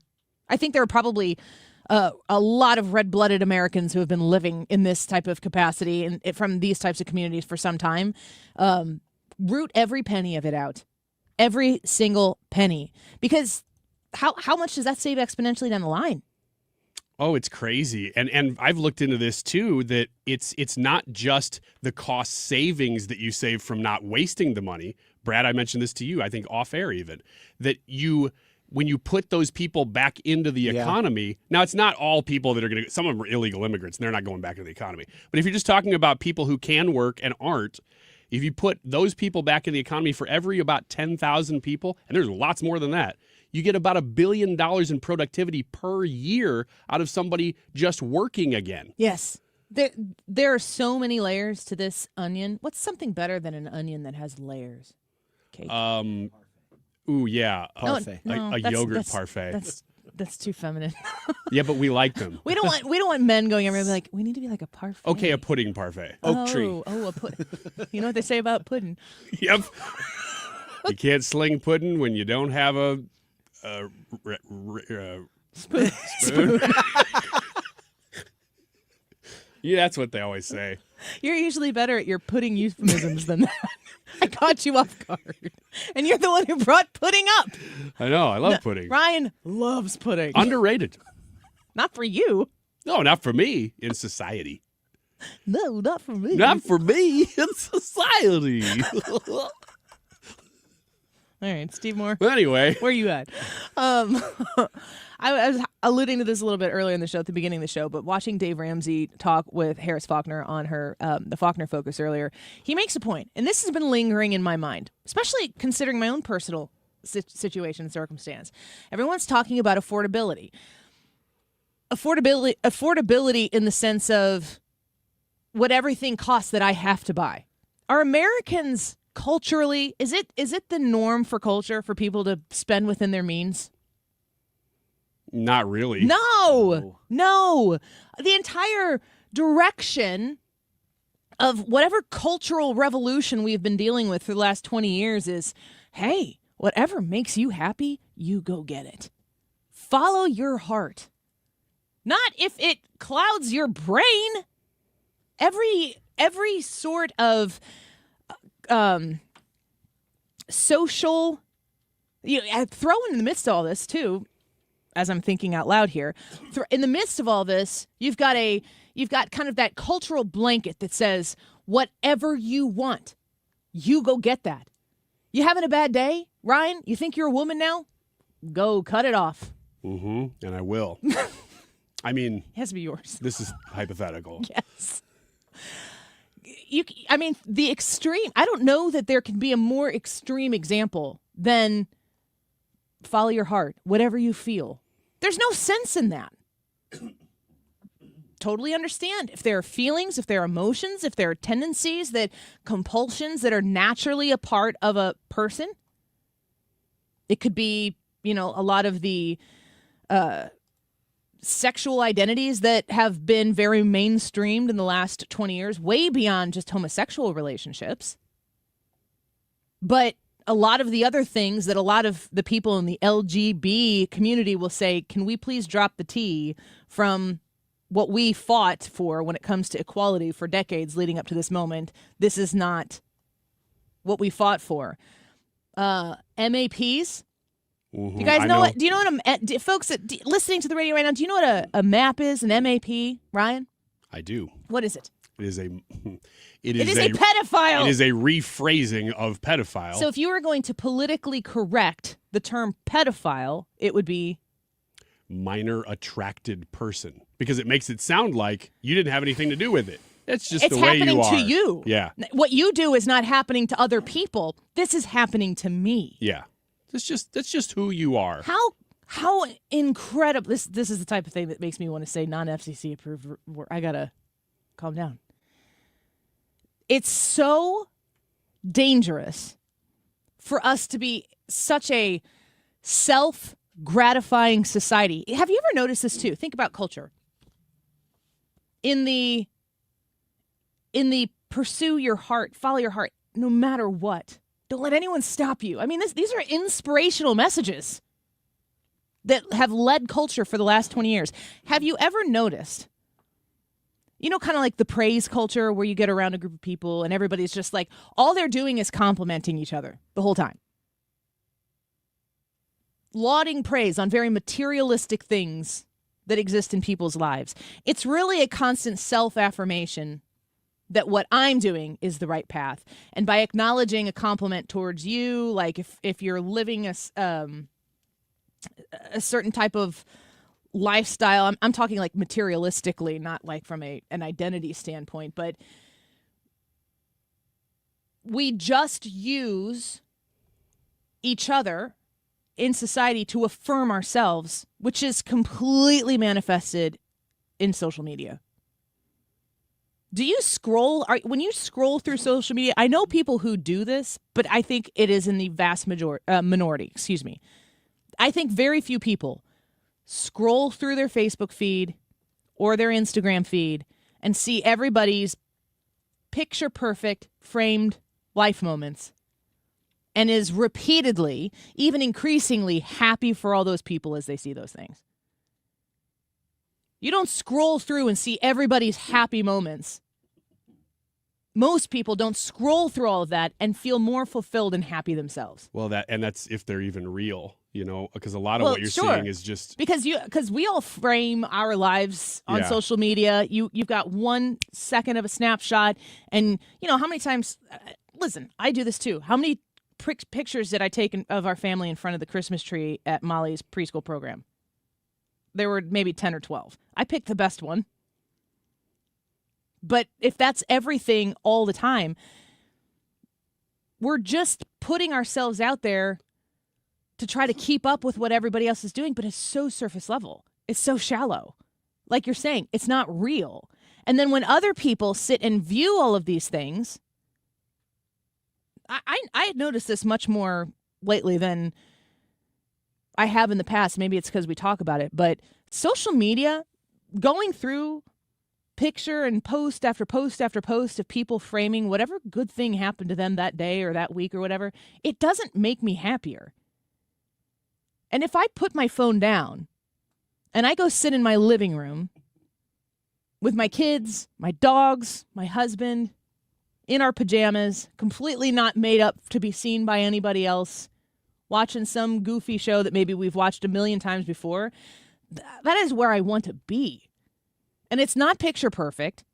It's not something that I would really want other people to view because it's personal, it's private, it's something very kind of sacred even. And that's like the moment you live for. Consumerism is good marketing based off low self-esteem. And there's nowhere you can go right now without somebody pointing out to you what you need to have to keep up. And we've spent our money. We're consumers. I'm a capitalist. And I want us to be able to have the things that we want if we can afford them. But we have not factored in the if we can afford them portion for a long time. Now, does that mean that affordability is not really a problem and Americans are just overspenders?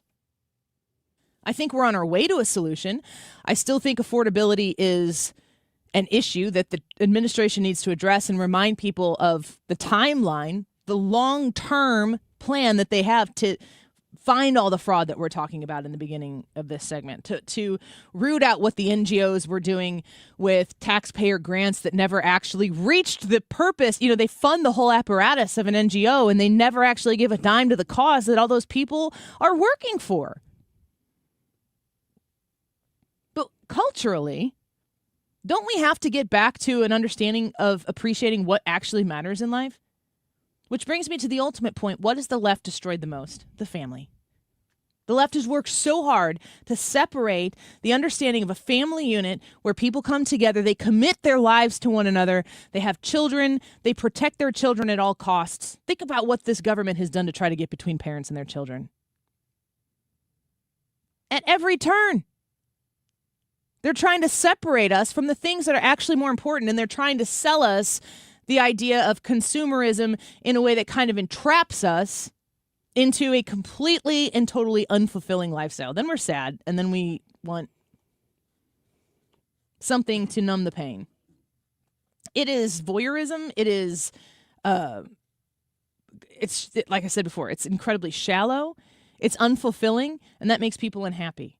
So if you are unhappy in life, you're probably looking for someone to blame. And I know in my life, I'm always looking for someone to blame, and especially in my 40s, trying to ask myself, what do I have control over here? Because maybe sometimes you just get screwed. Boy, do I know that. Sometimes you just get hosed. And when you get hosed and you can look at that situation and go, I completely got hosed here, there's something freeing about knowing that that's the honest truth. And you can only have the honest truth when you're looking at the other moments in your life where you're like, gosh, I'm getting hosed here. And you're like, but I could have done this. And I could maybe still do that. I don't really want to, but I could. I still have some autonomy. I still have some control. I still have some opportunity to change the direction this is going and make a better situation for me, for my life, for my family, whatever. These are all instances where Americans, where individuals have to have responsibility and autonomy to know that you want to participate in the success of the United States, of the greatest economy, the biggest economy, the kindest people, the best people. You want to participate in the success of that, you have to be willing to beat the failures as well. And we have spent decades in my lifetime, it seems like, looking at a government who kind of manifests these failures to happen so that they can come and save the day. Yeah. And also, I think generally what you're saying is that to have discipline in spending is not to say you're against capitalism. It actually makes capitalism work better because you are the one in control of your finances then, and you're not having to rely on anybody else. You actually have the discipline to spend the way that you should. To get your fiscal house in order, right? You can then bless more people because you were first responsible with you. Yes.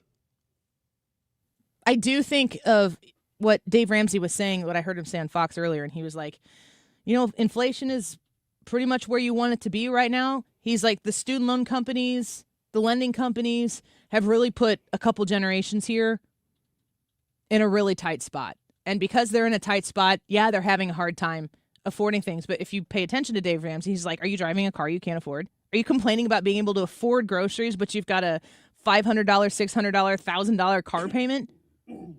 That's not really everybody else's problem. You have a problem with being honest with yourself. Mm-hmm. And I was kind of glad to hear that. It's like that Saturday Night Live sketch they did a few years ago, not even that long ago, that the whole premise of the book they were fake selling was, don't spend more than you make. And it was this financial class, and it was all based on that one sentence. It's like, that's what I feel about Dave Ramsey. Just don't. Yes. What is it? What is his phrase? Something about money I don't know. Live like no one else so that you can live like no one else, or something like that. Live like no other so you can live like no other. Yeah, so basically. There you go. Yeah, and the front end of that is not as Instagram ready as the back end of that. But if you do the front end of it, your 40s and 50s and 60s Instagram is going to be a banger. Dave Ramsey, no. Steve Moore, next with us on the Annie Fry Show. Come on home, boy.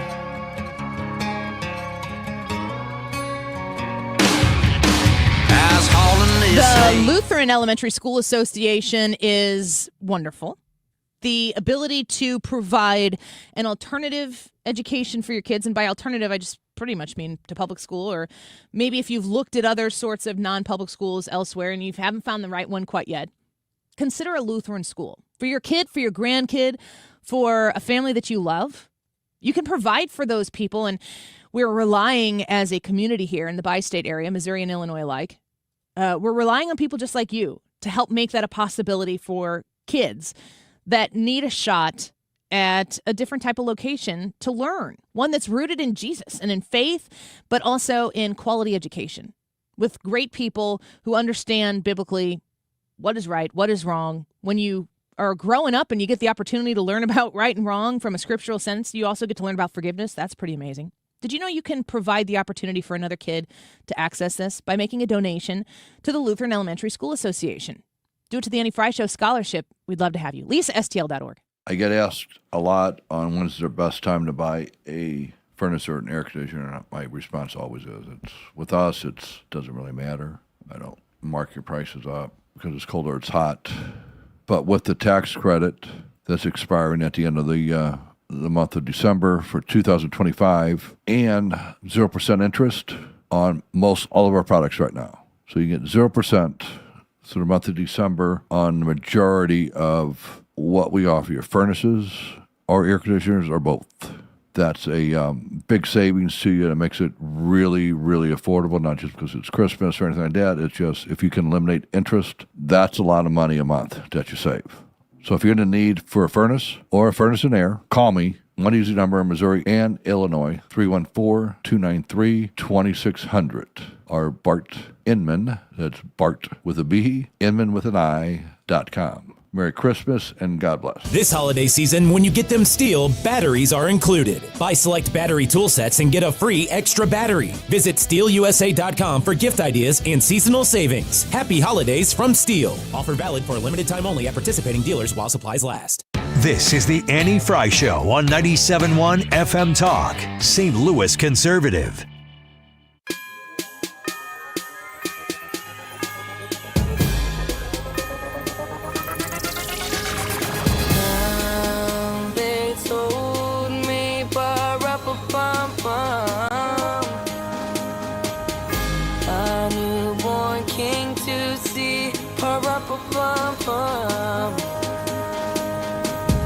We inherited a train wreck from the Biden administration, out of control inflation, an enormous regulatory state, real wage growth hadn't kept up. And we've made a lot of progress in the last 12 months with the president's agenda. Inflation's about half of what it was on average during the Biden administration. Real wage growth exceeds the inflation numbers, and you've got all sorts of things that we did right out of the gate, which is putting money in the pockets of working families, whether it's the child care tax credit or no tax on tips, no tax on overtime. So we've made a lot of progress, but there's a lot more work to do. And I think the president will lay out that agenda and how all the policies that he's put in place are going to help working families, and there's more to come, particularly in deregulation and in energy dominance. Senator McCormick, they're talking about the progress the president has made so far in 2025, but there is more work to do. And we keep hearing that 2026, along with the big, beautiful bill's passage, is going to be a barn burner, so to speak, for a lot of people once they file their taxes and actually get to benefit from some of those measures in the big, beautiful bill. Let's talk to Steve Moore about it, co-founder of the Committee for Prosperity, host of More Money as well, and author of The Trump Economic Miracle. Steve, welcome back to the show. Thanks for being with us this afternoon. Hi, Annie. Good to be with you. Thank you so much. Can you give us a little bit of a heads up here on what you expect for the taxpayer, the American person who's trying to put food on the table, enjoy the affordability that the president says he's delivering? What is 2026 going to do for that taxpayer? Well, let me say that 2025 has been a really good year for the economy. And I know, some of your listeners are probably going to disagree with me on that. But if you look at just the official statistics on what's happening with the economy, we've got the best stock market ever with all-time highs with the NASDAQ, with the S&P 500 and the Dow Jones. We've got average median income this year is up $1,200 above inflation. So people have more affordability, not less. Now, that's not to say some things aren't expensive. I mean, I know that beef is expensive. I know eggs are expensive. I know healthcare is expensive. But, look at gasoline prices. They're down in many markets to $2.50 a gallon. And it is going to get better in 2026 because the full effect of the Trump tax cut kicks in, and people will be able to see less money deducted from their paycheck and more money in the paycheck when they start getting paid in January, February, and March. So I'm pretty bullish right now, and I think we're on a really good path. We're the only real, industrialized country that's growing. Our average growth rate this year is going to come in at well over 3 to 3.5%, which is a good number.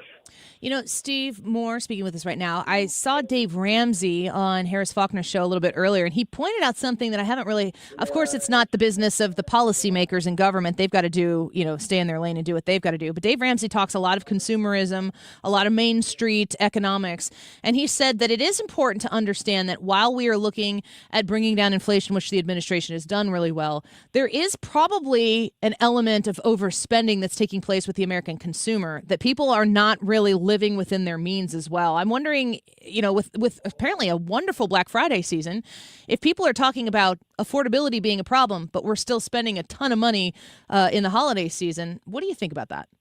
Yeah, that's a great point. And I made that point on Fox myself this weekend that, on the one hand, people are complaining about affordability. On the other hand, they're going out and spending record amounts of money.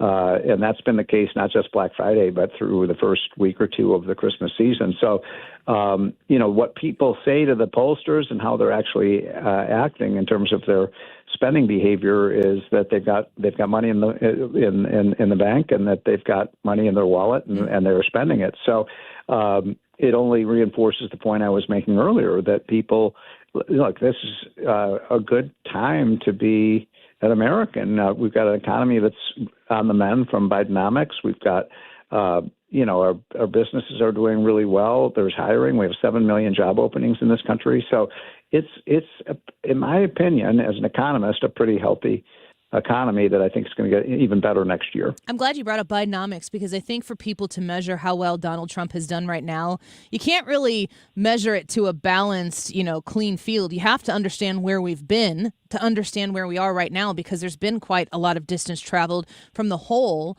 that was dug during the Biden administration. Can you comment a little bit on maybe some of your favorite? I know energy, some of the energy deregulation that the president has implemented. That's a big deal. But what are the main things this administration has done to get us out of the hole that was previously dug? Well, first of all, it is simply a fact that about 88% of the inflation that people are complaining about, the higher beef prices and the higher prices for things like groceries and things like healthcare, 88% of that increase in price was under Biden, not Trump. So that tells you a lot about, who to, if you're angry about prices, that suggests who you should be pointing to. Is that Biden's spending policies that caused this inflation in the first place. I think that you will see prices. Look, I don't think we're going to see declining prices, and I think there's a difference between declining inflation and declining prices. We don't actually want an overall decline in the price level. That would be a bad thing for the economy. What we want is stable prices. And unfortunately, the 20% increase in prices that we saw under Biden is baked in the cake. But let's make sure that the prices are not, continuing to grow. And they've been growing pretty slowly. We had a good inflation report at the end of last week, which shows we're at, under 3% inflation now, closing on 2.5% inflation. Again, that's not perfect, but it's a pretty good, solid number. And it's far from the runaway inflation we had under Biden. Remember when it hit 9.1%. Yeah, it really was. It really was awful. Well, Steve, we want to thank you for being with us. I know 2026 is going to be a pretty incredible year. You think the president has set us up for a nice year leading into the midterm election? I do. Yeah, well, we'll see about the midterm elections. Normally the party in power, which in this case is the Republican Party, usually loses seats, sometimes heavily in these off-year elections. But I think people are going to be feeling a lot better about the economy a year from now than they are now. All right. Well, thank you for your time, Steve. We always love having you. Merry Christmas to you. Thank you. Take care. Take care. Bye-bye. All right. Let's take a quick break. We're going to speak next to Illinois Senator candidate to fill Dick Durbin's seat, Don Tracy. He's here with us in studio. He's a senior counsel at Brown, Hay, and Stevens. You can go to Don Tracy for il.com if you want to research a little bit about him before we get talking to him here next in studio on the Annie Frey Show. We'll be right back. Yeah, I'm on the drum, yeah, I'm on the snare drum. Yeah, I'm on the beat cause the beat goes dumb. And I only spit heat cause I'm playing for the sun. Playing for the king, playing for the title. I'm surprised you didn't hear this in the Bible. I'm so tight. CiviaLaw.com. If you are looking to get that estate plan taken care of, maybe a New Year's resolution that you have in mind, I want to encourage you to call Todd Civia and give him the chance to earn your business. Especially right now, if you call 833-995-WILL, that's 833-995-WILL. One of the first 10 callers after I get done speaking here, you mention my name, he's going to waive that $300 fee that goes along with your initial strategy session. Reach out to him in Missouri and Illinois, offices on both sides of the river, and start the conversation about establishing your trust, your powers of attorney, making sure that your dependents, if you have them, are going to be cared for exactly how you want, because you do not want to put yourself or your significant other or your dependents or the people who you love, who are going to be mourning your loss at that point, through the rigors of probate. It costs time, it costs money, and it's all avoidable. Get the peace of mind that you've been looking for. So when you think about this, you go, nope, I took care of it. And I took care of it with Todd Civia. 833-995-WILL. Mention my name, CiviaLaw.com. New tax resolution firms are popping up every day with high-paid celebrity endorsers, advertising ridiculous claims in their TV ads. That's why they have the tiny, unreadable disclaimers at the bottom of the screen. Hi, this is Lance Drury with the Lance Drury Law Firm. Our ads never have those ridiculous, fast-talking, tiny disclaimers at the end because, simply put, there are no guarantees when it comes to the IRS and wiping out tax bills. And we don't make promises we can't keep. Of course, there are ways the Lance Drury Law Firm can help resolve your tax debt, but no company can guarantee it will eliminate it. This is why their clients call the Lance Drury Law Firm when those promises don't pan out. If you have tax problems, you have legal problems, call me, Lance Drury in St. Louis, at 314-260-6120 or visit Lance, D-R-U-R-Y, law.com to schedule your free consultation with your local tax resolution law firm. The choice of a lawyer is an important decision and should not be based solely upon advertisements.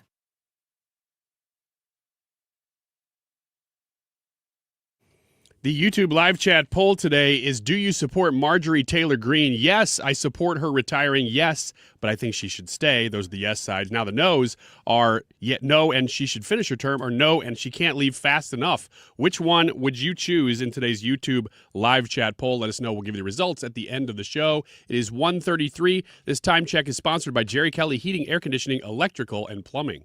It's time for a $98 furnace tune-up. This is your chance to win a free basic handgun skills class from the Range St. Louis West. Mark Cox here, 14803 Manchester Road in Baldwin is where the range sits, and you got to go.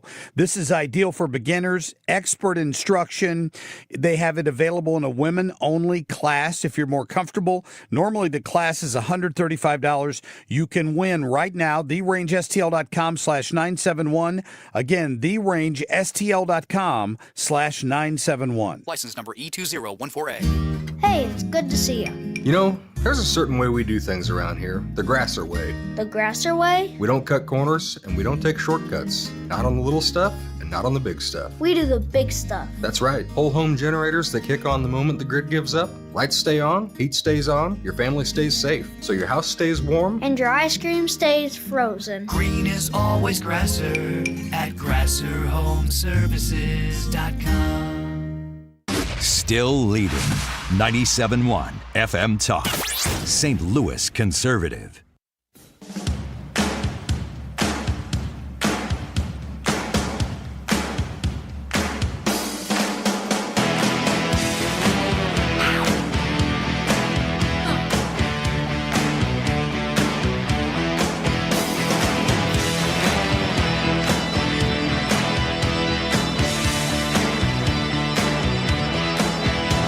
Welcome back to the Annie Fry Show. I'm so glad that you are here with us this afternoon. It's a pleasure to be able to bring you our next guest.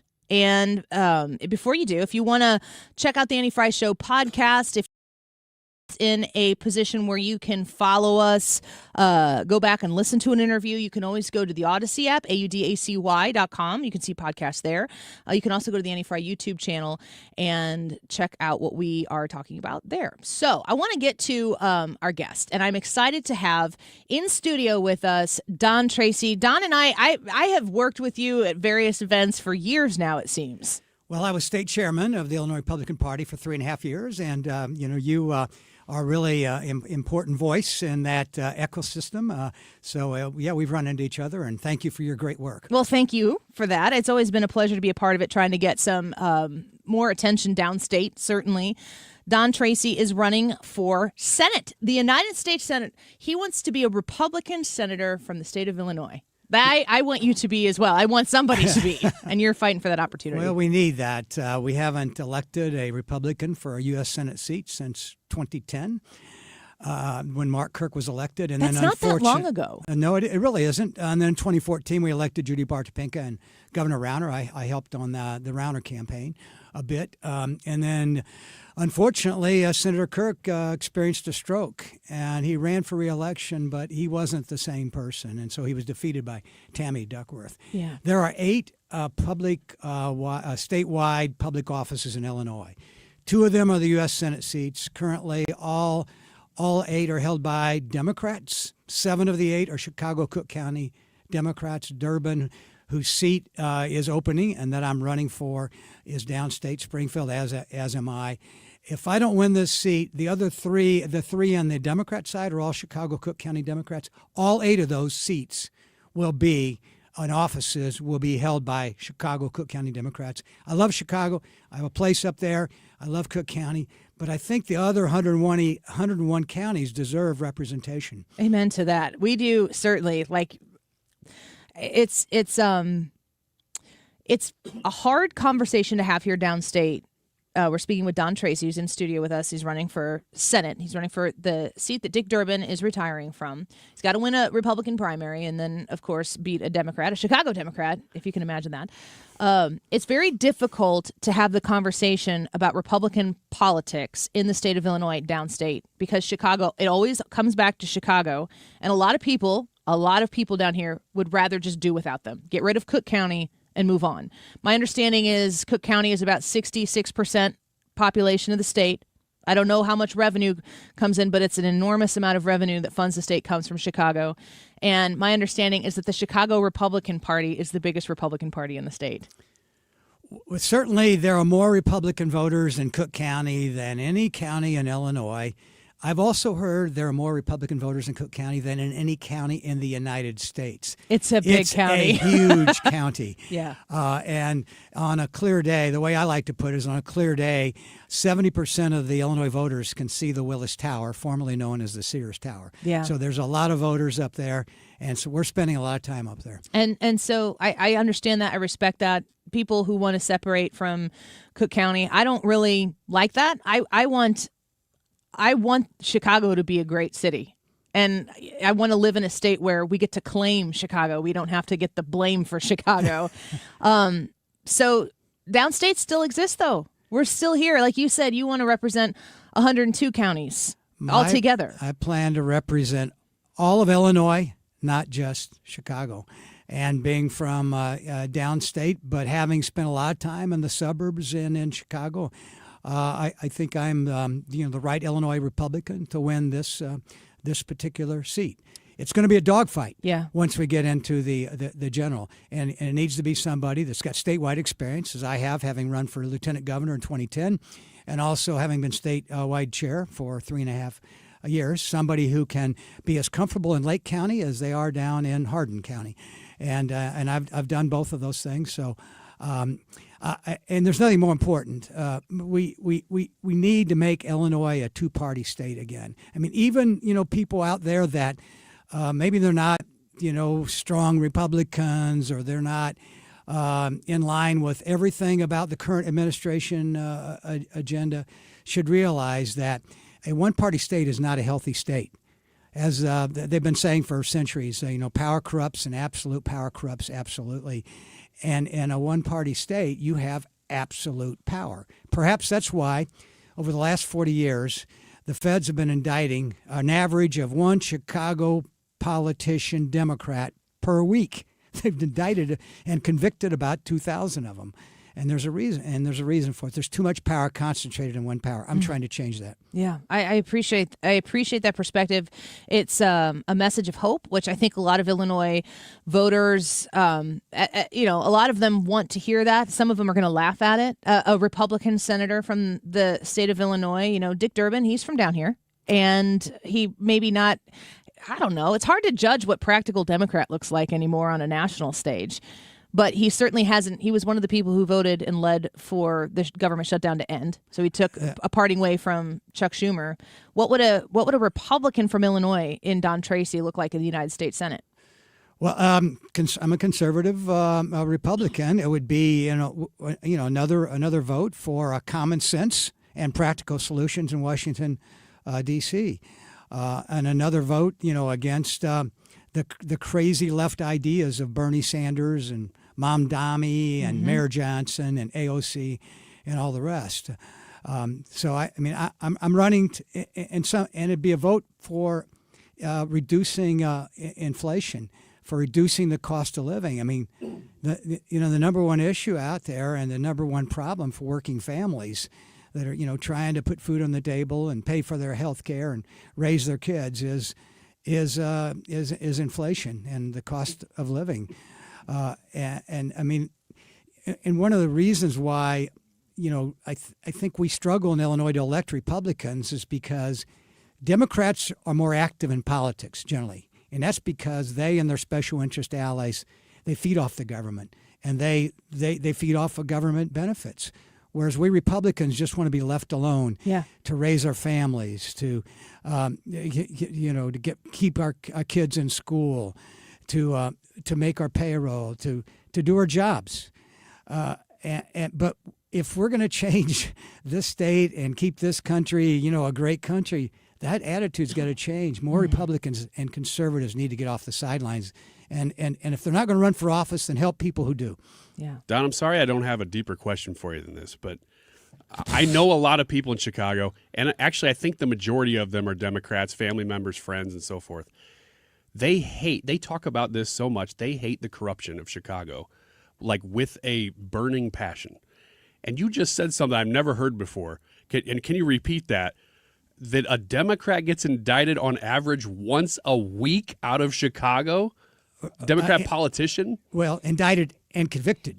Oh the my convictions gosh. are more important than the indictment, and it's but they come in clumps. For example, there was Operation Greylord back, I think, in the '80s when the feds did an undercover operation, which found out that judges they weren't just and lawyers weren't just fixing like traffic tickets and small claims cases; they were fixing murder trials and divorces. Wow. It was just awful. And so they indicted and convicted about 100 lawyers, judges, clerks, and other court personnel. There was, I think, Silver Shovel, and I believe that involved construction fraud. There's been the red light scandal in Chicago, red light camera scandal. So they'll do 100 or 200 in these various. But if you just add them up over, and Illinois Policy did this study. Over the last 40 years, it amounts to an average of about one a week. That's amazing. Yeah, that's unbelievable. But it's not enough. They need to do more. There's still too many corrupt Democrat Chicago politicians. Oh, man. Don Tracy speaking with us right now, the Republican candidate for United States Senate in Illinois, senior counsel at Brown, Hay, and Stevens. You can go on X at Don Tracy for IL, and website is dontracy4il.com. You said you wanted to be a vote against the Bernie Sanders and the AOCs of the world. Are you a vote in support of the Trump agenda? Are you, when you go to Senate and the president's trying to get through, some sort of policy, are you going to support President Trump? It depends on the policy, of course. I was just at a meeting of the RNC at which Howard Lutnick talked, and he's the Commerce Secretary. And boy, that guy has relentless enthusiasm for the economy. Ryan's a huge fan. I am too. He's an amazing guy. And he was talking about all the great things that are happening, all the foreign investment that's coming to the United States to build factories, and everything that's being done to fight inflation, including lowering interest rates, and including lowering the CAFE standards, the auto standards that make automobiles cost so much. He thinks that the GNP, which has been struggled to be around 2%, almost 3% the last few years, could be 4 to 6% next year. Yeah. That is so important. I love the Trump agenda for peace through strength. I love the real serious effort, the first in a long time, to try to get able-bodied people off the couch and off the welfare rolls and working again. And I love the focus on welfare fraud. I mean, there were, I think, 3 articles in the Wall Street Journal today on welfare fraud, and it's in the billions of dollars. I particularly love what the president has done in trying to establish peace throughout the world. You know, he's settled about 8 different wars already, and has a ceasefire in Gaza, done probably more for peace in the Mideast than any other world leader. And then now Ukraine's the big one. They're working. The administration is working very hard on that. Scott Bessent is another great one. I love what the Justice Department is going, after welfare fraud and a lot of other problems in this country. So I can't say I'm not going to be a rubber stamp for anybody, but I really like most of the president's agenda. I think, and I can't really think of anything I don't, except I have to say I support the filibuster, and I do support the blue slip process. Without the filibuster, which the Democrats will kill if they can, they tried to kill, but for Manchin and Sinema, they didn't kill it. They also want to pack the Supreme Court. We cannot let them take back the Senate. But the importance of the filibuster is that for really big things like health care reform, which we desperately need, you really need to have bipartisan support. You may remember the Democrats had the 60 votes, so the filibuster couldn't stop them on Obamacare. They only had it for a month, but that was enough. And they shoved that down Republican throats. And look what a mess it's been. Yeah. The so-called Affordable Care Act has become the Unaffordable Care Act. Obamacare premiums have skyrocketed. And that's one of the reasons why the cost of living is so high. But Biden inflation is the big reason. And we really, that is the number one thing I want to work on, is reducing the cost of living for working families, so they don't have to make a decision between drug prices and putting food on the table. Well, I can only imagine if Dick Durbin were replaced by an Illinois Republican, that President Trump would have some patience for what an Illinois Republican would look like in the Senate. That would be earth-shattering if we were able to pull that off in the state. You're not going to be able to do it by yourself. You're going to need support. You're going to need to persuade downstate to show up at the polls like they've never showed up before. And, I think given them the right amount of hope, I think a lot of people in the state of Illinois are disgusted beyond compare with J.B. Pritzker, the supermajority of Democrats in the Senate in the state, the supermajority of Democrats in the House. The time might be ripe for people to show up in droves to say no to the Illinois Democrat way of life. What do you need from people to be successful? Well, just what you said, Annie. You said it so well. We need to get all the people that voted for President Trump in at the polls in a midterm. Typically, several 100,000 of them in Illinois don't vote.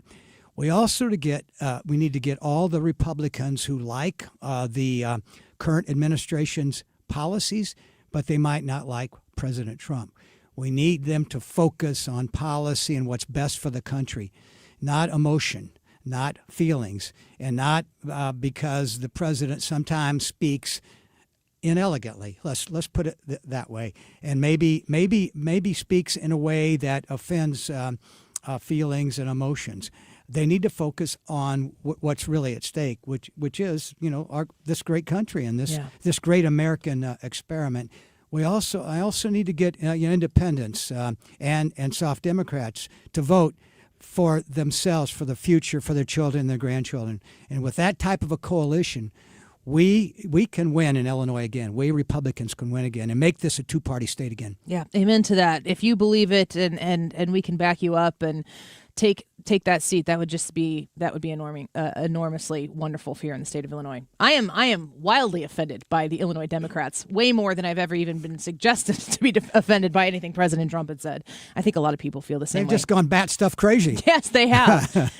Don Tracy, will you come back? Absolutely. Anytime you call, Annie. All right, that sounds wonderful. I'm just up the road from Springfield, 100 miles away. Well, we love that south of I-80 exists. Don Tracy, I'm and a downstater. Yeah, Annie. yeah. I've been many events with you downstate at lots of different places, and I look forward to doing it again. All right, let's take a quick break. Don Tracy, thanks for being with us. Thank you, Annie. Republican candidate for United States Senate in Illinois.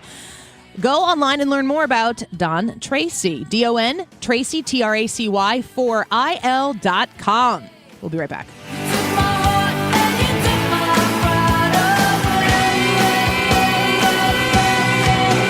Visit 971talk.com/events and enjoy Trans-Siberian Orchestra, a Christmas tradition at Enterprise Center December 23rd. A portion of the proceeds benefits Siteman Kids at St. Louis Children's Hospital. Visit 971talk.com.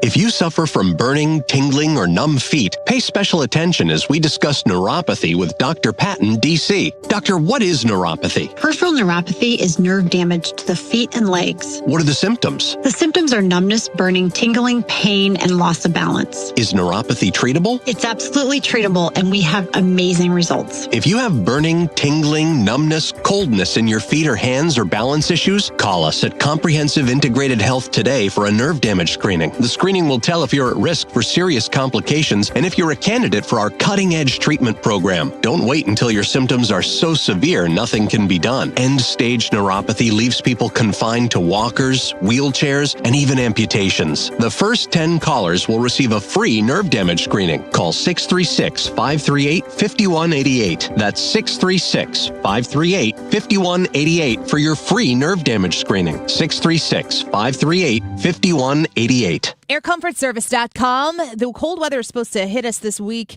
a little bit later, I think. How is it doing? How's it going right now? Is the furnace doing the job? If it's blowing air and it's not heating your home, you've got a problem. And you do not want to get into the thick of winter without getting it looked at. Give the gift of comfort right now and call Air Comfort Service at 314-513-0091. That's 314-513-0091.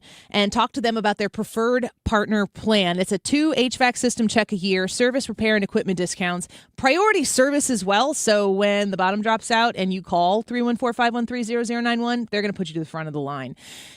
With the holiday season here, you can gather with friends and family for all of the fun this holiday season while keeping your house warm and cozy. You can gift that preferred partner plan to somebody who you love to make sure that they get their comfort zone year-round. 314-513-0091, aircomfortservice.com. Live, local, and conservative.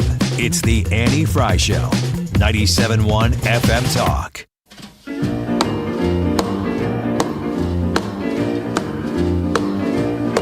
Well, bless my soul, what's wrong with me? I'm itching like a man on a fuzzy tree. My friends say I'm acting wild as a bug. I'm in love. I'm all shook up. What's the closest we have to Elvis Presley right now?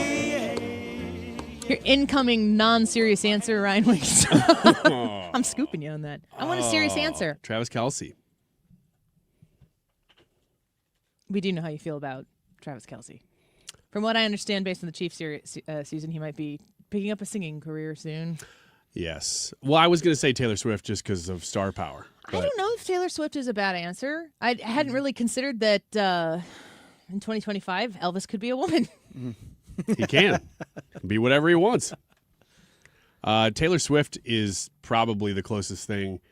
And I do think she's got, because I think for a while, Elvis had the most #1 hits ever. And then there was back and forth with the Beatles.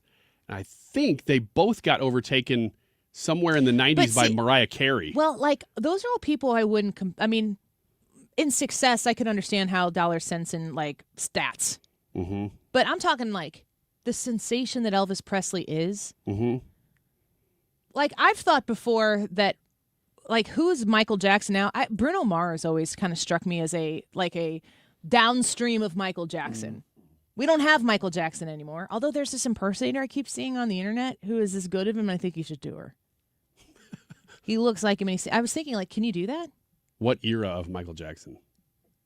White gloves, fedora hat, okay, long curly dark hair, white skin. Okay, so like late 80s, early 90s. I was going to say early 90s. Yeah, bad. Right. Yeah. So do you agree then that it would have to be Taylor Swift? I mean, if you have to come up with somebody. I don't, and I'm so sad. I don't think I know who's cool. I don't think I have an answer because I'm just unaware. But they have to be so big that I would know. You would know. That you can't escape it. Yeah, it's not like the flavor Justin of the Timberlake is post Michael Jackson. Yeah, that's the same. Justin Timberlake, yes, and he's enormous, obviously, but he hasn't stayed around as long. Speaking of enormous, did you ever see Weird Al Yankovic's parody of Bad? Yeah, it's called Fat. I want you to know, if I haven't told this story on the air, my son, maybe a couple years ago, found Weird Al, and if you go back and you play songs like Fat to a kid who never lived before political correctness, they're like, oh my gosh! It seems like the meanest thing, but they're kind of like, oh, I know. they think it's funny because it's funny, but that was back when you made fun of everybody. Yeah. Nobody was safe. You can't just make fun. You can't collectively as a society only make fun of some people. You have to societally say everybody is fair game. And our kids don't know that. I picked up a Weird Al CD at a yard sale over the summer. Which one? His Greatest Hits. And we have been enjoying that. Yes. And it's funny because my kids don't know a lot of the original songs. Yes, they just think they're They'll Weird Al songs. They'll hear the beginning of Red Hot Chili Peppers and go, yabba dabba yabba doo now. Yes. And I'm like, no, this is the real one, though. Weird Al is still relevant. Yeah, oh yeah, he's still touring. And his tours are huge, too. Weird Al, you know what, though? He does have a couple songs that now you're like, he's not even conservative. Weird Al is a liberal. But no, he's a First Amendment guy. But he has a song called Trigger Happy that you listen to that now and you're like, okay, he wouldn't even record that now. No, the parody album of Michael Jackson's Bad, which is how we got here because that's the Michael Jackson I was saying. His album is called Even Worse. That's funny, kids. It's funny. If you want to learn the way we grew up, Weird Al is a great way to do it. We'll be right back. Are you nearing retirement and wondering if you're truly prepared?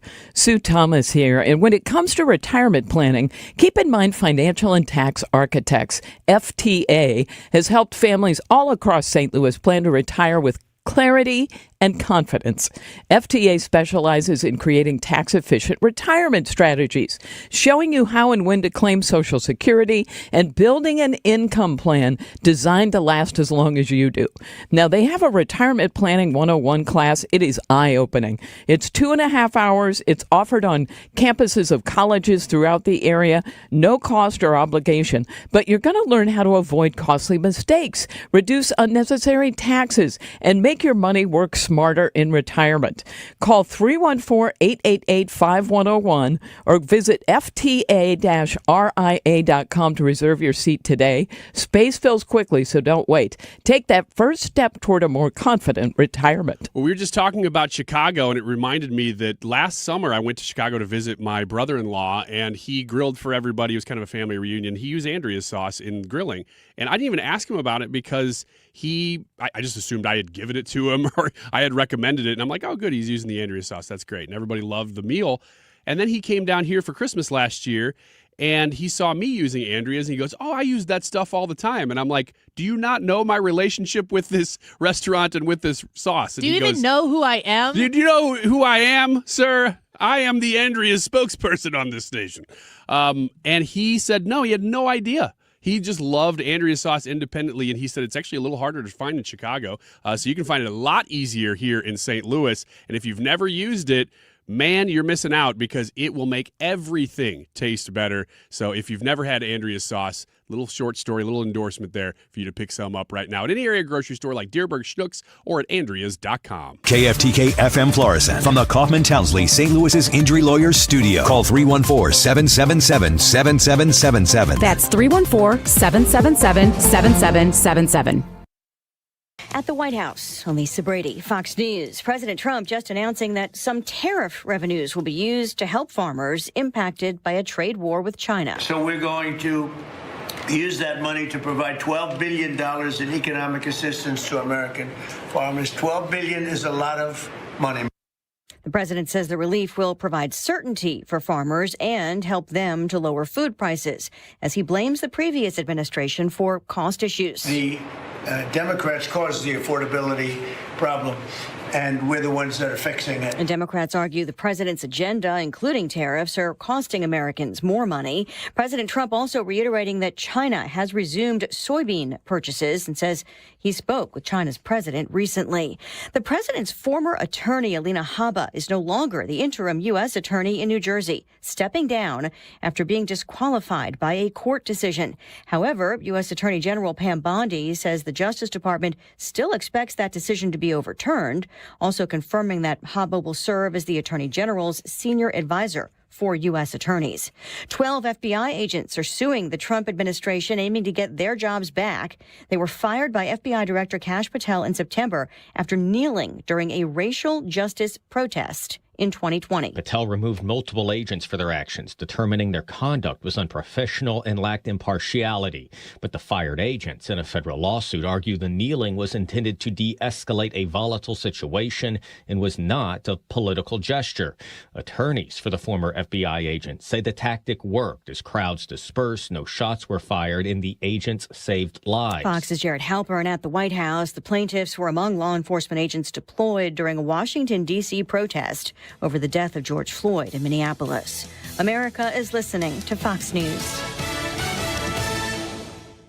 So Pure Talk is offering unlimited talk, text, and data on a crazy fast 5G network for just $29.95 a month for life. Not your phone's life, your life. This top-tier plan is normally $65 a month, but if you switch today, you'll save over 50% every month for the rest of your life. You might say it's the deal of your lifetime. Dial pound 250, say micro, offer ends 12/14. Some restrictions apply. Details at puretalk.com. Hey, can you blow up some balloons for Jack's party? I can't. I'm so congested. You need Sinex Saline from Vicks. Sinex Saline nasal spray? Yeah, just Sinex. Breathe. Sinex Saline instantly clears everyday congestion associated with colds and year-round allergies with a gentle, ultra-fine mist that's no mess and easy to control. Daddy, we need more balloons. On it. Enjoy life's important moments without congestion. Try Sinex Saline from Vicks. Just Sinex. Breathe. Use as directed. Air Comfort Service, heating, cooling, and insulation, weather. Even with more and more sunshine returning as we go through our Monday afternoon, it's a cold one, 32, 33. Tonight, partly cloudy, 26. Tuesday, cold start, but sunny skies dominate all day Tuesday, and it's warmer. 51 for the high Tuesday afternoon. Last time we were 50 plus was back November 25th. Still okay Wednesday, but then more cold air. This is 97.1 FM Talk. Chief Meteorologist Dave Murray. The Annie Fry Show is sponsored by Air Comfort Service Heating, Cooling, and Insulation. If you need a new furnace, get Carrier Cool Cash rebates and 0% financing so you'll be nice and cozy as the weather turns. For a free estimate on a new heating system, visit aircomfortservice.com. Annie Fry, Ryan Wiggins, Brad Range. That's us, that's right. Gotta love this American ride. What do you want from me? I'm not America's sweetheart. For goodness sake, kid. Keep your voice down. Your father's listening to the radio. I'm not America's sweetheart. This is the Annie Fry Show on 97.1 FM Talk. Welcome back to the Annie Fry Show. They're having right now in the White House a meeting that has to do with this. There's a $12 billion aid package to farmers. And next to President Trump, in Marco Rubio's seat in the cabinet room, is a guy named, how do you say that name? Kortolub. We haven't heard him say a word. No. And you've put upon him An an accent. Amish lifestyle. Yes. But his name is Court, and his, you know how on the lower chyron, when you're watching the news, it'll say like Secretary of the Treasury, Scott Bessent. It says Court Holub, farmer. Mm-hmm. And he's sitting to the president's right. I think that's pretty incredible. That's pretty awesome. Do you feel as though when President Trump said last week in this room at the cabinet meeting, when he went in on how affordability is a Democrat talking point, thumbs up or thumbs down on that? Thumbs down. Definitive? Yeah, definitive. The reason I think he's saying is because he has economic advisors around him, good ones, maybe even Stephen Moore, talking about how good the economy's shaping up to be in 2026. And so he's seeing that Democrats are going to grab that and use it against him for as long as they can. In fact, what's going to happen is even if the economy is great in 2026, they're just going to keep saying it's bad. Like, that's going to happen. So he's not wrong in that sense. But he's got to let people know that that's a top priority for him. That's not the way to do it, is to say, it's just a Democrat talking point. How many? Can you think of any Democrats off the top of your head that you've heard talking about affordability? Well, I mean, Hakeem Jeffries, I played that clip this day where he was asked some question, and his canned affordability response was, boom, ready to go. Yeah. Yeah. By the time he started talking, he answered with such confidence and conviction about the point he was about to make that you really kind of forgot what the question was in the first place. And I'll say this about Hakeem Jeffries and other Democrats when they talk about affordability right now, they're not wrong entirely. And that's because if you just were to read the transcript and not know who said it, you'd go, well, that's nothing necessarily wrong with that. That's true. I hope that whatever you're talking about, that there does happen for America because that affects me. But I also, and I'm not trying to be skeptical, but I immediately am skeptical when those same people who've been in office for however long said almost nothing for 4 years under Biden. So they don't care. They don't actually care, and that drives me crazy. It is just politics. And politics is politics. I understand that. But we have a very definitive example of you not caring for a long time, and now you care. I don't believe you. All of these individual people complaining about affordability who never asked about the price of eggs until President Trump, like all it took was his hand on the Bible, which he got there halfway through the oath because they rushed it. Chief Justice Roberts rushed it so quickly that it was kind of out of sorts. But, now we're concerned about the price of eggs. Very much so.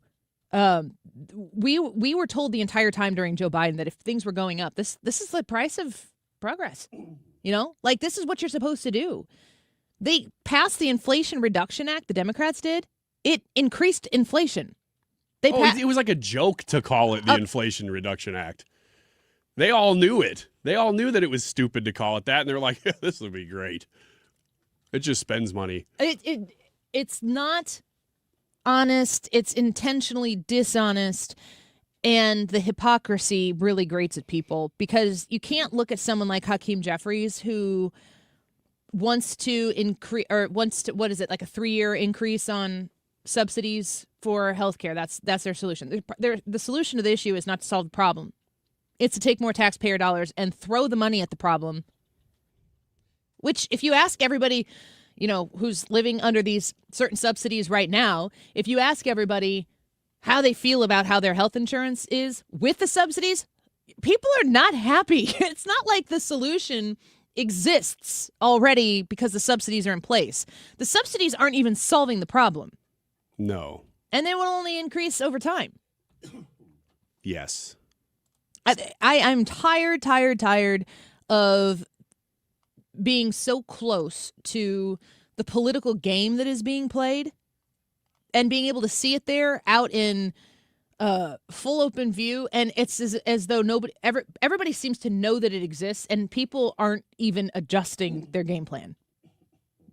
I guess that the left feels that there are enough people who need to be reminded of their aversion to Donald Trump. If you say something is Donald Trump's fault, they're like, well, of course it is. He does everything wrong anyway, so of course it's Donald Trump's fault. And if you tell them that on Monday, and then you remind them again on Tuesday, Wednesday, Thursday, Friday, they're just content to knowing at least we know who to blame. I hate that we're talking about this, and Ryan Schmelz mentioned it, and then I'll reference Stephen Moore, too, because he tweeted about it, that we're talking about Republicans maybe, I don't want to use the word cave, but going along with increasing those subsidies again, because Stephen Moore tweeted out this weekend, I sent it to you guys, in 2023, 1 in 3 subsidy recipients, $121 billion total, used Social Security numbers that didn't match IRS records. So those very well could be fake. 1 in 3 recipients of those subsidies. You know what else ticks me off? How much, like, for the people on the left, specifically Ilhan Omar, who I cannot stand the sight or the sound of her. She hates this country so much. She hates it. And I just don't I limit my exposure to her and really anyone's squad. I have literally nothing in common with you. You probably hate my existence. I just can't spend too much time with listening to what they have to say or why they have to say it, because everything that they say is consistent, and it's always hatred towards what America is and an aggressive push to the progressive left of what America should be at the expense of what it has been. And I can't handle too much of that. But her talking point right now, and this is what really agitates me about the political spin, that is the people who are good at this, they spin it, and they know they're not spinning it for everybody. They know some people are going to hear things and be like, can you believe what she just said? They don't care about those people. They're not shocked that you're shocked that she's saying this. She knows what she's doing. But she's out there, was it maybe Meet the Press or something, and she's like, do you know how many Somali people have been affected by this fraud? Nobody's talking about that.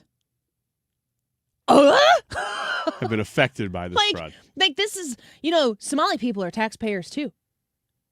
And I'm very upset that that's not a bigger part of this discussion. Get all the way the hell out of here with that nonsense. It's unbelievable. It is so calculated, and it's just, I'm going to go to the press and mass lie.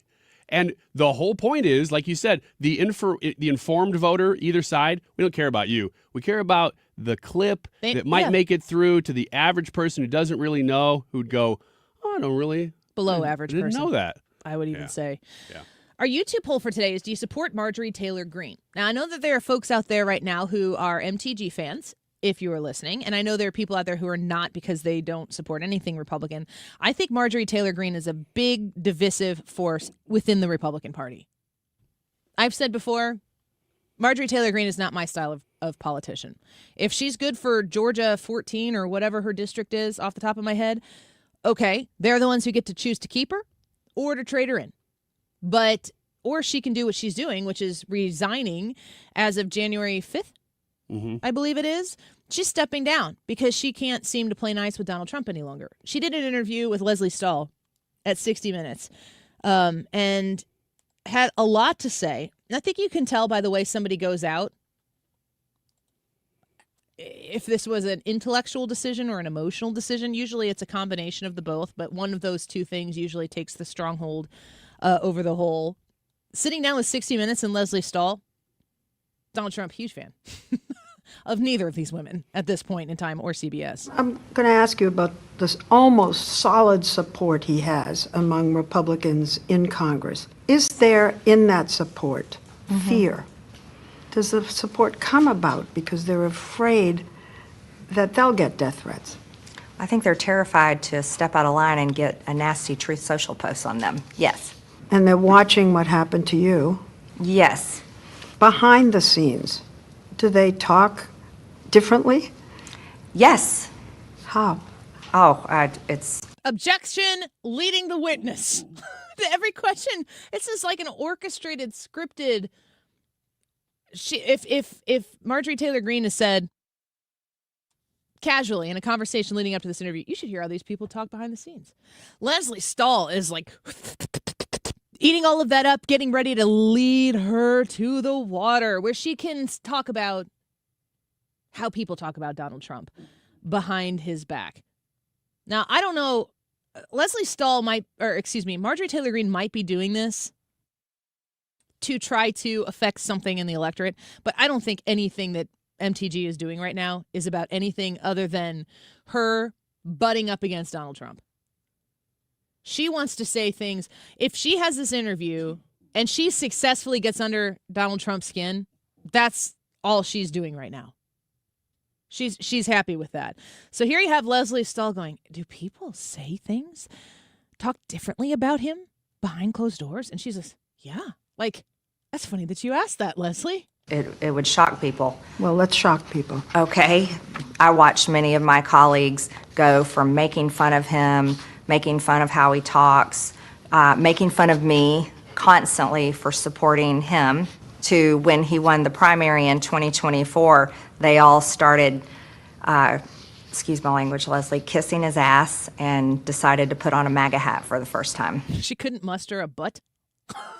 Just say butt. Just say rear end. She says, excuse me, Leslie. And she closes her eyes and she puts her hand on her heart over her cross necklace and says, kissing his ass.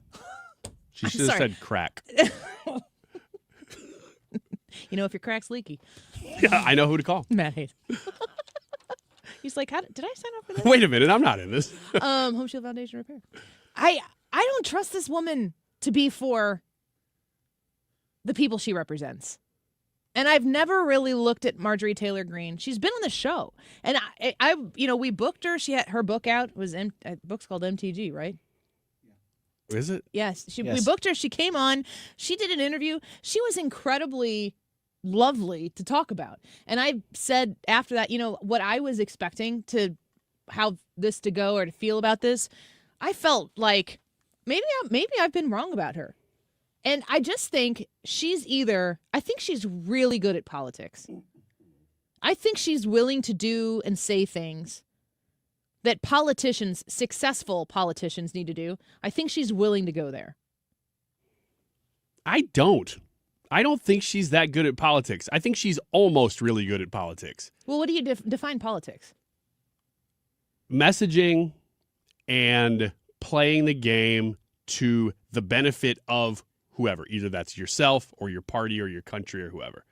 I think she's almost really good at it. Everybody knows who Marjorie Taylor Greene is. So she's very good at that part. That's the politics of it. And that's for herself. That's getting her name out there. She's going to benefit tremendously Which from is this. the crux of my point. I think that she's really good at the politics of herself. And I think that's why I've had a conflict with being able to look at her and go, I'm glad you're on our team. I just don't believe her. That's my problem. Is that she has gotten there. I certainly, everybody knows her name. She's got the initials. She's an AOC now.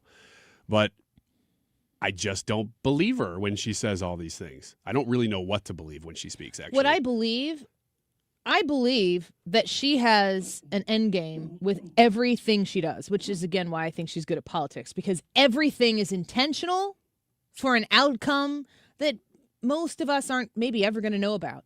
And golly, politics is more about who you smash down than who you lift up. It's about removing obstacles out of your way more than it is about sprinting to the finish line. You can stroll to the finish line if you've gotten rid of everything that's in your way. And most political dramas and entertainment are that.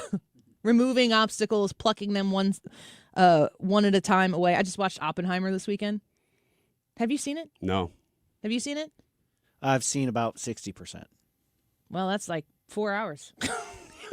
You got to watch the other 4. I ran out of time. Man. So you haven't seen the whole thing. But the whole, Dr. Oppenheimer, atom bomb, Nagasaki, Hiroshima, they want to create a hydrogen bomb. He's like, that's too far. He's a complicated figure, so on and so forth. But the drama of the movie Oppenheimer has to do with a politically aspiring Strauss is his last name. I don't know what his official title is. I think he was a senator. He wanted to be the Commerce Secretary. And he's going in front of the Senate to be grilled so that he can be approved to be Commerce Secretary.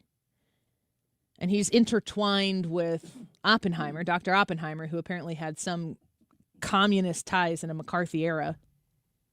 So if you can attach communism to a cohort of a cohort, then especially in the McCarthy area, you can try to have that rub off on anybody. But the whole movie is a historical story told through the interesting dynamics of political aspiration and the disgust of it as well. And, I say this all the time. There are 438 people 35 people in the House of Representatives, 100 people in the Senate. 3 people who are in Congress but aren't voting. So 538 members. How many can you name? Everybody can name Marjorie Taylor Greene. Everybody can name Alexandria Ocasio-Cortez. Depending on which side of the aisle you're on, you hate the other one. I think a lot of people, though, in our country don't like either. Our YouTube poll for today is, do you support Marjorie Taylor Greene? Yes, you support her, and you support her retiring. Yes, you support her, but you think she should still stay. So you like MTG, but you think she should finish her term. No, you don't support her, and you want her to finish her term. or no, and she can't leave fast enough. Go to the Annie Fry YouTube channel and leave us your vote. Ethan's coming in here for sports.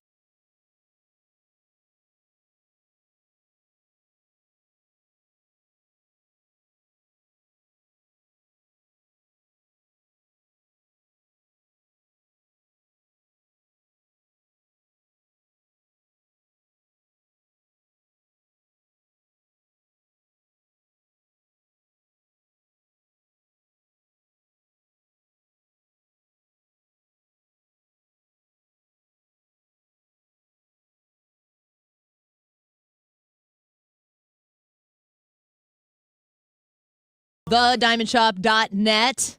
Man, there's still time. Christmas is not quite here yet. We are, 17 days away from the Christmas day. And if you go into the Diamond Shop, they're going to have something to meet every budget. Walk in and tell them, this is what my budget is. They're not going to be opposed to that. If your budget is $75 or $7,500, either way, they're going to be very happy to see you. They're going to serve you with respect and help you find that priceless gift that's going to be the one that sparkles the season, the one that you remember years ago. That's the Christmas you gave me those diamond stud earrings. That's the Christmas that you gave me that beautiful watch from the Diamond Shop. Plus, it comes in this adorable red bag. That red bag under your Christmas tree is going to be a special gift for somebody special. You know that.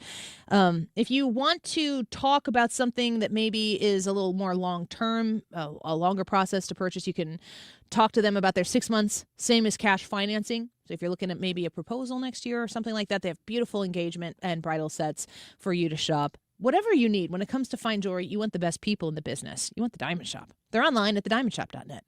This is attorney Todd Nissenholtz of Kaufman Townsley. Injured at work? Not choosing the best lawyer will cost you. But here's the good news. Since you don't pay unless we win, you can afford the very best. Kaufman Townsley. Call 314-777-7777. When storm damage strikes, or it's just time for a new roof, call the team you can trust at C. Marion Roofing. Licensed, insured, and MBE and lead certified. They specialize in roofing, siding, and gutters for both homes and businesses. From start to finish, they'll handle your insurance claim and get the job done right. Fast, reliable, and with quality you can count on. They even offer bathroom remodeling and free same-day estimates. Call C. Marion Roofing today at 314-399-2140. That's 314-399-2140. C. Marion Roofing. Built on trust, quality, and care.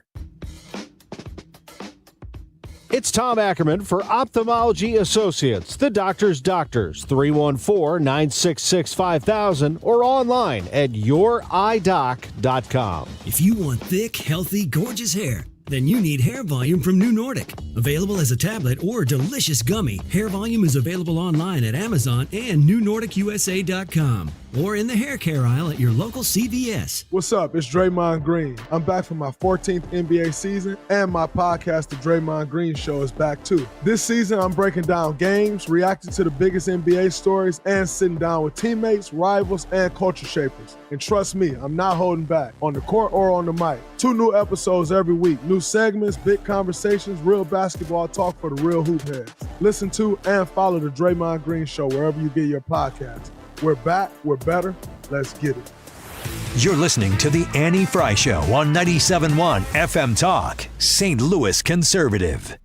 Hold up. Check it out. Sports and local. Balls and you. A sports update from Ethan Hannaford. A report on balls. Unless it's hockey. Ethan. Excuse me? He's always talking about them. Yeah. He won't shut up. Big fan. He'll like narrate. Yeah. Huge fan. He loved Deflategate. I actually didn't. Shriveled. Because they're exactly. Oh. You guys are better than that. Ooh, no, we're not. No way, dude. Not when you're in here, Ethan. You bring out the worst in us. I take great pride in that. Mm-hmm. Testicle jokes. Hey, stop it! No. Ryan, when the kids are in the car and we're like dancing around it, that's one thing. You make it so that you're like talking to you can't do that. Bad, Ryan. Bad. Yeah, thank you. I'm sorry. I will continue to dance around balls. Now it's too late. Now you've taken the fun out of it. You've deflated it. Ethan? The St. Louis Blues have won 2 games in a row. Yay! One more. And it's a winning streak. Okay. That's what we St. said last Louis time. got the best of the Ottawa Senators on Saturday night, 2-1 final. Second time that they've beat them in the past week. And Joel Hofer had 41 saves in the outing, and Jake Neighbors had both goals for the Blues. Bad news is that Jordan Kyrou got hit against the boards during that game, left the game, did not return, and I think he's considered day-to-day right now, so hopefully Kyrou doesn't miss too much time. And then yesterday, the Blues beat the Montreal Canadiens by a final score of 4-3, where Captain Braden Shen had 2 goals and an assist, and, the Blues now, crazy, this is kind of funny. I was looking into this last night, and I was wondering, where do the Blues right now stand in the playoff picture? And I was really surprised to find out that St. Louis right now is only 2 points out of a playoff spot. What? So even with how hideous the start of the year has been for St. Louis. And only 8 months out of the playoffs. When did playoffs start? April? I think April. Man. I think April. So is forever. It is a long season. You are right about that. They're only 2 points behind the Utah Mammoth, who have the second wild card spot now. The Utah Mammoth is a team? Yeah, they were. Is that a recent expansion? Yes. So, like yesterday? Kind of. 2 years ago. Now, the Mammoth is very old. Is the Mammoth new? No. Ethan? 2 years ago, the Arizona Coyotes moved to Salt Lake City, Utah, and they last year were the Utah Hockey Club, and because they hadn't come up with what they wanted their mascot to be, and then during the offseason, fans voted on it, and the Mammoth is what ended up winning. So now they are the Utah Mammoth, but they were formerly the Arizona Coyotes. You know what would be great? What? Is if a team decided that their mascot was the Mascots, and it was just all old, used other mascots, and you never really knew what you were getting. No, Ryan, that's only funny to you. I would go to every game. Well, that would be lucrative. Until I got tired of it, which is probably about 2-3 games. But I still think... they should really do that. That would be They would get my awesome. full media endorsement. Which is purchasable. And it's valueless. Purchasable and valueless. Some say priceless. His really is selling even yourself. Valueless. I think I meant to say priceless. I think you did. I think you were. And I said valueless. I think you were right. Anyway. Well, you didn't mean to do that? I'm not sure. That's so sad. It's great that you admitted it. Hey, exciting news for Missouri State's football team.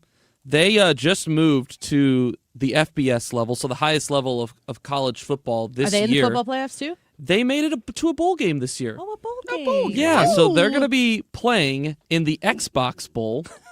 Sweet. Yep, and they're going to be facing off against Arkansas State. Normally, teams that are currently in the transition period from FCS to FBS aren't eligible for the first... Can you explain what FCS and FBS stand for? I would gladly do so. So the NCAA is broken up into different division levels. There's Division 3, Division 2, and Division 1. Division 1 is the highest level of college sports, but because there's so many big money schools and there's also some smaller schools in Division 1, they break Division 1 basically into 2 levels. And for football, it's called FBS, which is where at the end of the year what I you would play. say right now is FBS, but go on. Thank you. Mm-hmm. That was a Ryan comment. Mm-hmm. Those teams in the FBS at the end of the year will play in a bowl game, and in the FCS they play in a playoff tournament style. So that is the difference between the FBS and FCS. The bigger teams play. Do they give out participation trophies in the FCS also? They do not. Oh, okay. No, they do not do that. So Missouri State only eligible this year because there weren't enough eligible bowl eligible teams. So because they were transitioning, they said, hey, let's give one to Missouri State. Missouri is going to be playing number 19 Virginia in the Gator Bowl. And who does Illinois play? I can't find who. Oh, they play Tennessee. Illinois will play Tennessee in the Liberty Mutual Music City Bowl.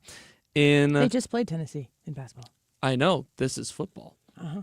But they did beat won. Tennessee in basketball. The final score was 75-62 over the weekend. So is there any, Ryan, help me out here. Is there any local sports updates that I am missing from the weekend?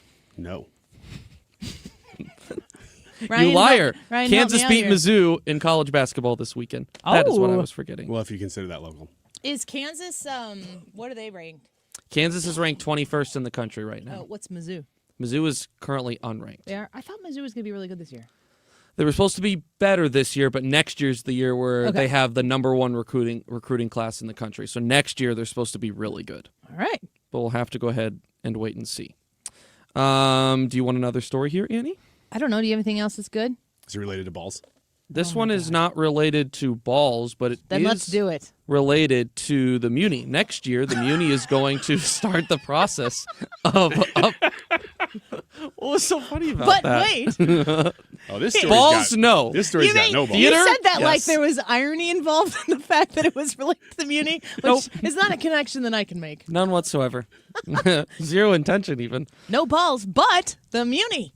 Next year, the Muni is going to start the process of upgrading and renovating the auditorium. The announcement was made just this morning that beginning in September of next year, crews are going to be working to upgrade all 10,700 seats, replace concrete, and Air-conditioned improve seats? stormwater drains. Confession. I've never been to the Muni. Really? Never.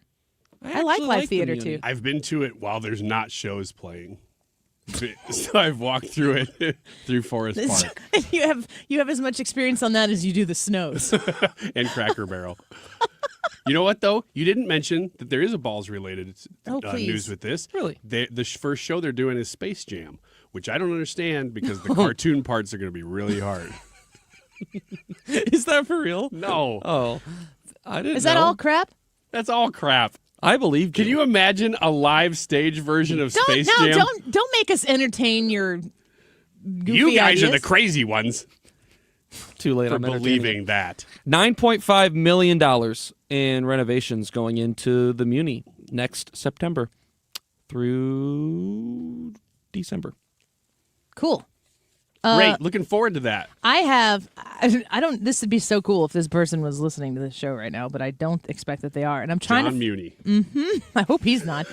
I really hope he's not. What are they doing to my theater? The theater. What about the Bulls? We're not doing Space Jam. I was watching, going through YouTube last night, just homework was being done, so we put kind of meaningless things on YouTube, so there's something on, but whatever. And when we come back, I am going to show you just a clip of the most amazing train setup. What would you call this? A Christmas village. Christmas miracle is what I call it. It is a Christmas miracle. The YouTube channel is Dave Homan. And the reason why I'm shouting out Dave Homan for his Christmas village is because he built it in his house, and right above this elaborate Christmas village that he's built, I've never seen anything like this in my life, are a bunch of Blues jerseys and like a life-size stand-up of David Freese rounding third, you know, the pose. Mm-hmm. Like, this guy is a huge St. Louis fan. So I'm thinking, I just stumbled into this, but I'm thinking he might be one of us here. I'm going to show a little bit of the video so that you can see it on the Annie Fry YouTube channel, but it's Dave Homan on YouTube, and the title is Making a Lionel in Department 56 Christmas Village 2025, and I'm like, you guys have never seen anything like this. I can't wait to show you. We'll take a quick break. Dave Homan, you're the man. We'll be right back.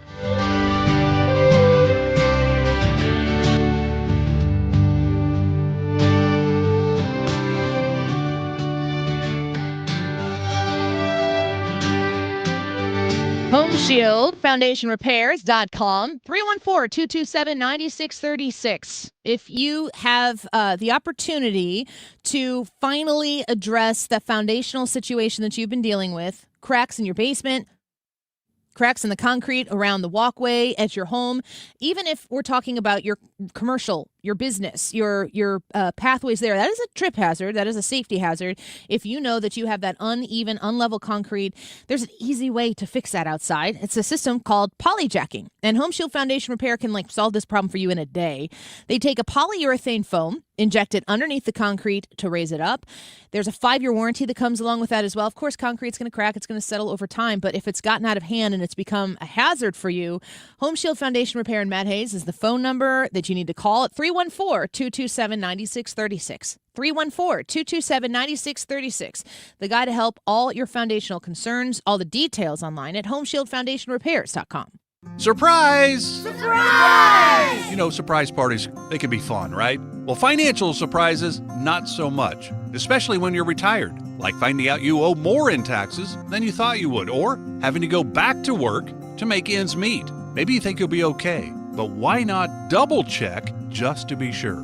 Call Marvin Mitchell at Compass Retirement Solutions and schedule a retirement double check. Marvin and his team have been helping families plan for retirement for more than 15 years. Call 314-373-1598 to schedule your retirement double check with Marvin Mitchell at Compass Retirement Solutions. That's 314-373-1598. Don't let a financial surprise derail your retirement dreams. Give Marvin and the team a call, 314-373-1598. Firm offers insurance services, investments, and services offered through Compass Retirement Group, a registered investment advisory in Missouri and in Illinois. Hey, good morning. You're heading to the airport, right? Yep, thanks for checking. I like the car. How long have you been a rideshare driver? About 3 years now, but I really enjoy it. Isn't it hard to make money these days with the price of gas being so high? Not for me. I use Upside, the free app that gives you cash back for every gallon of gas you buy. Wait a minute. Are you saying you actually get real money back when you get gas with the Upside app? Yep, I get real cash back every time I get gas. Does that actually add up to anything? I'll make around $200 to $300. Wow, that's serious extra cash. I'm downloading the Upside app now.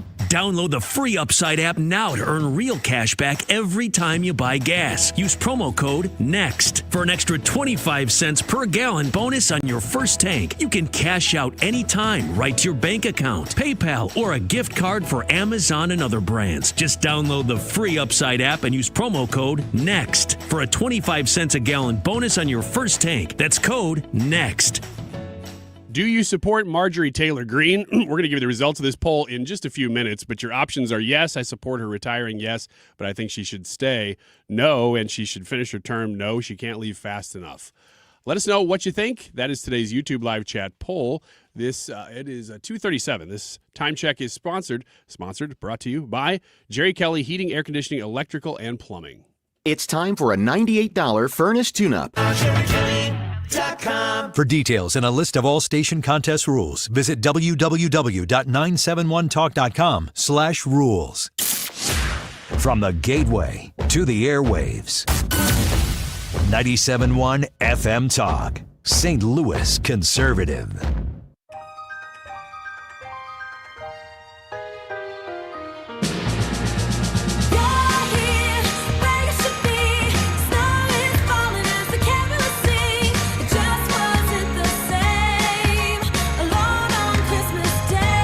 This might be Kelly Clarkson's best song.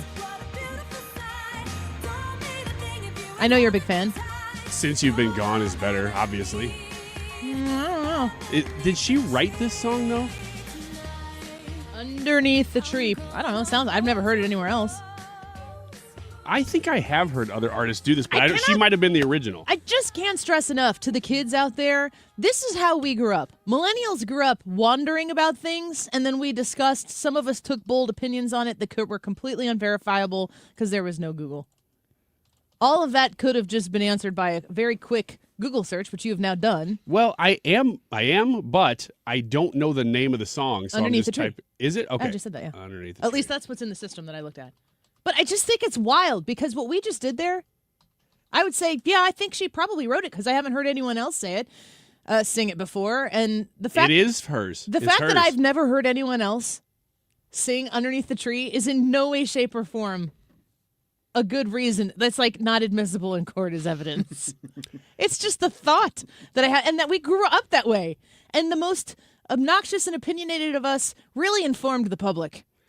Wow, I'm shocked because I really would not have thought she wrote that song. I thought it predated her, but that song came out in 2013, and that's probably one of the most popular songs of the last 10 or 12 years. Which reminds me of the Annie Fry Show Christmas special, which we will be airing, I think, starting on Christmas Eve during the noon hour, so you can start. I love, love, love our Christmas show. Me too. There is so much fun in it. But there's also Ryan's Mariah Carey documentary. Which plays twice per hour. It does not. But it should. It probably plays twice. Well, it probably plays once every 3 hours. something like that. There was just something that happened. Oh, the song Fantasy came up. And I can only hear Fantasy with you in that documentary. You're like, sweet, sweet fantasy, baby. And I can't hear Mariah Carey sing it. I can only hear you doing that as if it's a part of a factual VH1 pop-up video special. Yeah, it's like a behind the music. It's like a behind the music on that song. And you know what's funny is that I did that probably 5 or 6 years ago. It was shortly after I started here. And that song was just becoming a joke. Yeah. Everybody knew the song. I think the story came out how much money she's made on it. And once that came out, it kind of, would you say, commercialized the magic of, I don't want, and then you just immediately cringe. And you're like, well, there was a time in our recent history where you didn't think of Mariah Carey and just think of Christmas. And now you do. In her little Santa Claus white little fluff Teddy. suit. No. It's not. Theodore. Roosevelt. It's longer. It's Americana Christmas, people. What are you talking about? When I think of Christmas, I do think of. Did you grow up with a little village at your house? Did you have those? Yeah, it was a little felt village, though. It was like made of yarn, but we had a little village in my grandma's house, and it blew over a lot because it was made of yarn. Did you guys have a village? Well, yeah, like the Charles Dickens village. Yeah, ours I think was ceramic, but yeah. Yeah, everybody else's were. We're building one out of Legos now. Not Wiggins. Legos. Yes, they've got Lego Christmas Village. They're great. There was wonderment in the littleness. And if you could throw a train in there, like kids don't even see trains anymore in real life. So having a miniature train is like. Or when they ride Amtrak, it's late. They don't ride Amtrak. But that was something growing up in the 80s and the 90s. At Christmas time, you set the little town out. You put the little people out. If you were super ahead of the game, you had little lampposts that lit up. Little Christmas trees with a little snow frost on them. Yep. Can you remember like sitting and looking at it? Yeah. Do you remember being a kid and sitting and looking at things? Sitting and looking. Yes. In wonderment. Do your children ever just sit and look for amounts of time? Yes. At what? Usually at me. In wonderment. In disgust. And I'm staring with my smile, my patented smile. It's so creepy. Do they? Yeah, we've had that stuff, and my parents have that stuff. My grandma had that stuff up just recently, and so they would look at a lot of that stuff when it was, especially Christmas time. But I, and this isn't Christmas related, but my son, who's 8 years old, would every time we'd go over to my grandma's house, he would go and look in her curio cabinets because she just had stuff in them, tchotchkes, and trinkets. One of the things that he was always enamored with was these model cars that she had in there. And she only had them because he was so enamored by them. She didn't need them anymore. But he loved looking at those things, and he would get them out and play with them. And that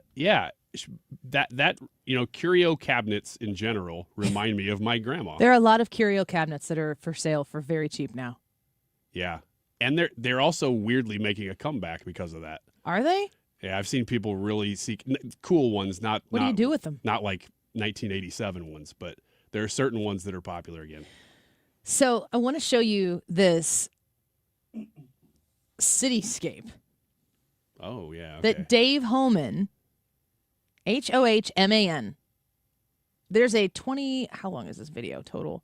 It's a 23-minute video, but you get to see at the beginning what the thing looks like, but then it shows him putting the whole thing together in like sped up video. What is that called? I don't know. Time lapse? Yeah, time lapse. And look at this sucker. Whoa. That's cool. It's enormous. It's multiple levels. Yes, it is. And you get to watch as he puts the whole thing together. So I'm going to skip forward here. And do you see? Look, he's got a Shen jersey. Shen? Braden Shen. Braden Shen. He's got a Shen jersey on here. Here's a picture of him. He's putting stuff together. He's wearing a St. Louis Blues t-shirt. He's got an Oshie jersey back there. He's got, let's see here. I just stumbled across it. Like YouTube knew that. Are these? Those are Blues jerseys. So you get to watch him assemble this whole thing. And again, you get to see it from his, if it's a walkout basement or something, but the carpet is completely empty. He puts the boards down, he starts building, and you get to see the whole thing within 23 minutes. But this whole place is chock full. Look at this. Look at that. Is that beautiful or what? That's fantastic. Look at that. It's a little town. This is art. Well, it's a big town, actually. It's a huge town. He's got blue stuff all over. He's got Cardinal stuff on the other wall. But Oshie and Federico. Up on and the then right you get wall to there. see it at night. That's super cool. Well, I don't know. I don't know anything about Dave Homan. He might not live in St. Louis. He'll maybe never hear this. But if you know Dave Homan, and he has an incredibly elaborate train set up at his house, at the end of the video here, you guys got to go watch the whole thing. And I'll tweet it out so that you guys can get the link specifically. But at the end, he says the whole thing started in 1988. And this is what it started as. Oh, wow. Oh, yeah, that's what everybody had. This is maybe a 2.5 foot wide loop of a train underneath a little Christmas tree with a few houses. But in 1988, you would have sat and laid down. You got to get, when you're a child, and my kids do this at my parents' house. They have a tree that has a very nice train that goes around it and a few little things. But, kids, they get down and they look at the cityscape at eye level. And that's something that I think is incredible to still see kids be fascinated by. I just don't know that they would be as fascinated for as long as we would have as kids, because we didn't, you had 6 channels on the television and they only programmed for kids at certain windows during the week and during the day. Mm-hmm. But I've never seen a train set up like this guy has here. It's incredible. There's David Freese. Oh, yeah, so it's not just Blues. No. David Freese on the wall. David Homan, if you're out there, man, you did a great, great job here. He's got some first-person views of what it looks like to... Oh, that's really cool. That is super cool. Doesn't it look like a real little town city? Yeah. That's amazing. Dang, the detail that guy's doing. I've never seen anything like this. It's very good. I really want to know if he's in St. Louis. And if he's in St. Louis, one of the local TV stations should do a report on this guy. He should get some publicity. His video that he uploaded premiered on November 30th. It's got 700,000 views. That's awesome. And it deserves every single one of them. And when you watch the video, if you ever put on YouTube and you see some of those kind of mood-setting videos or whatever, you can watch the video. He's got great music behind it. You just put it up in 23 minutes and just kind of let it keep you company on a December afternoon or evening. Great job, Dave Homan. I don't know you and you don't know me, but I think you're great. You're adding to the Christmas spirit. Absolutely. Do you have a train at your house? No. Do you guys? Yep. Around our tree. Is it go? Yep. We have a monorail. Really? Mm-hmm. Oh, I've never seen that. I'll send a first-person video of it. Winnie will walk by and destroy it. She keeps biting the tree skirt and pulling it into the middle of her. Rosie, our 40-pound Australian Shepherd, is unbothered. Winnie is like, I'm here to destroy.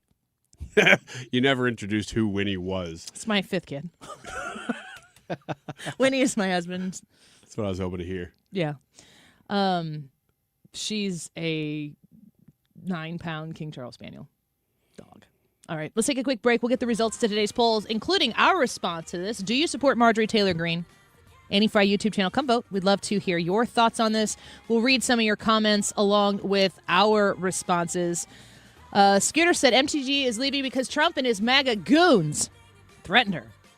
Why are we leaving that information out of the discussion? Well, Scooter, that's why I included your comment. Now it's a part of it. Thanks for being here.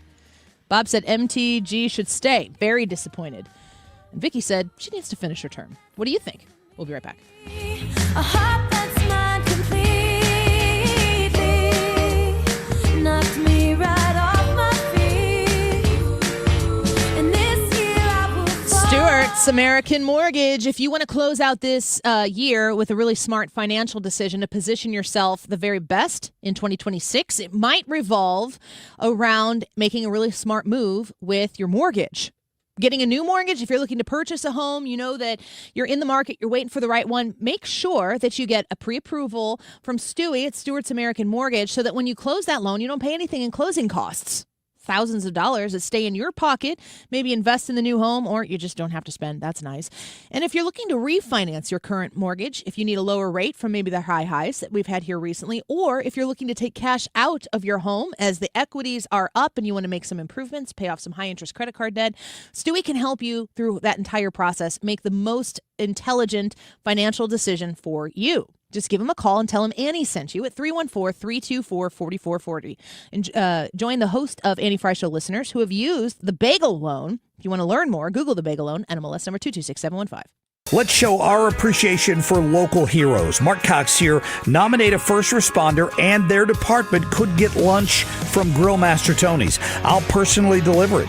Share their story at 971talk.com. Nominate them today. We're winding down the year. We're in the holiday season. Merry Christmas. Happy Hanukkah. With the end of the year coming, also means there is still available a $600 tax credit on certain furnaces, which is a huge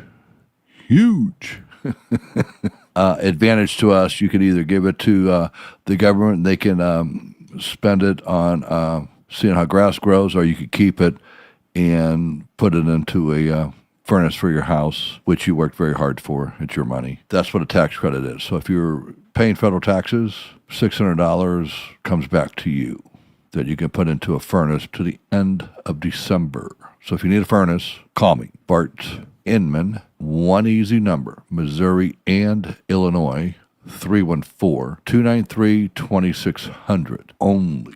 Merry Christmas and God bless. Now, back to the Annie Fry Show. Real talk for real people. 97.1 FM Talk.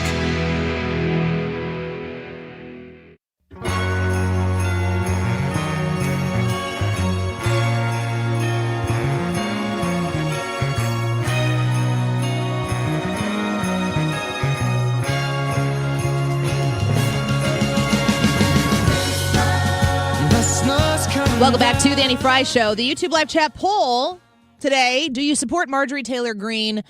The options are yes, you support her and you support her retiring. Yes, you support her, but you think she should stay. No, you don't support her and she should finish her term. And no, she can't leave fast enough. Ryan, what do you think? I'm really on the borderline with her. I'm going to go with her voting record and say, yes, I do support her, and I think she should stay.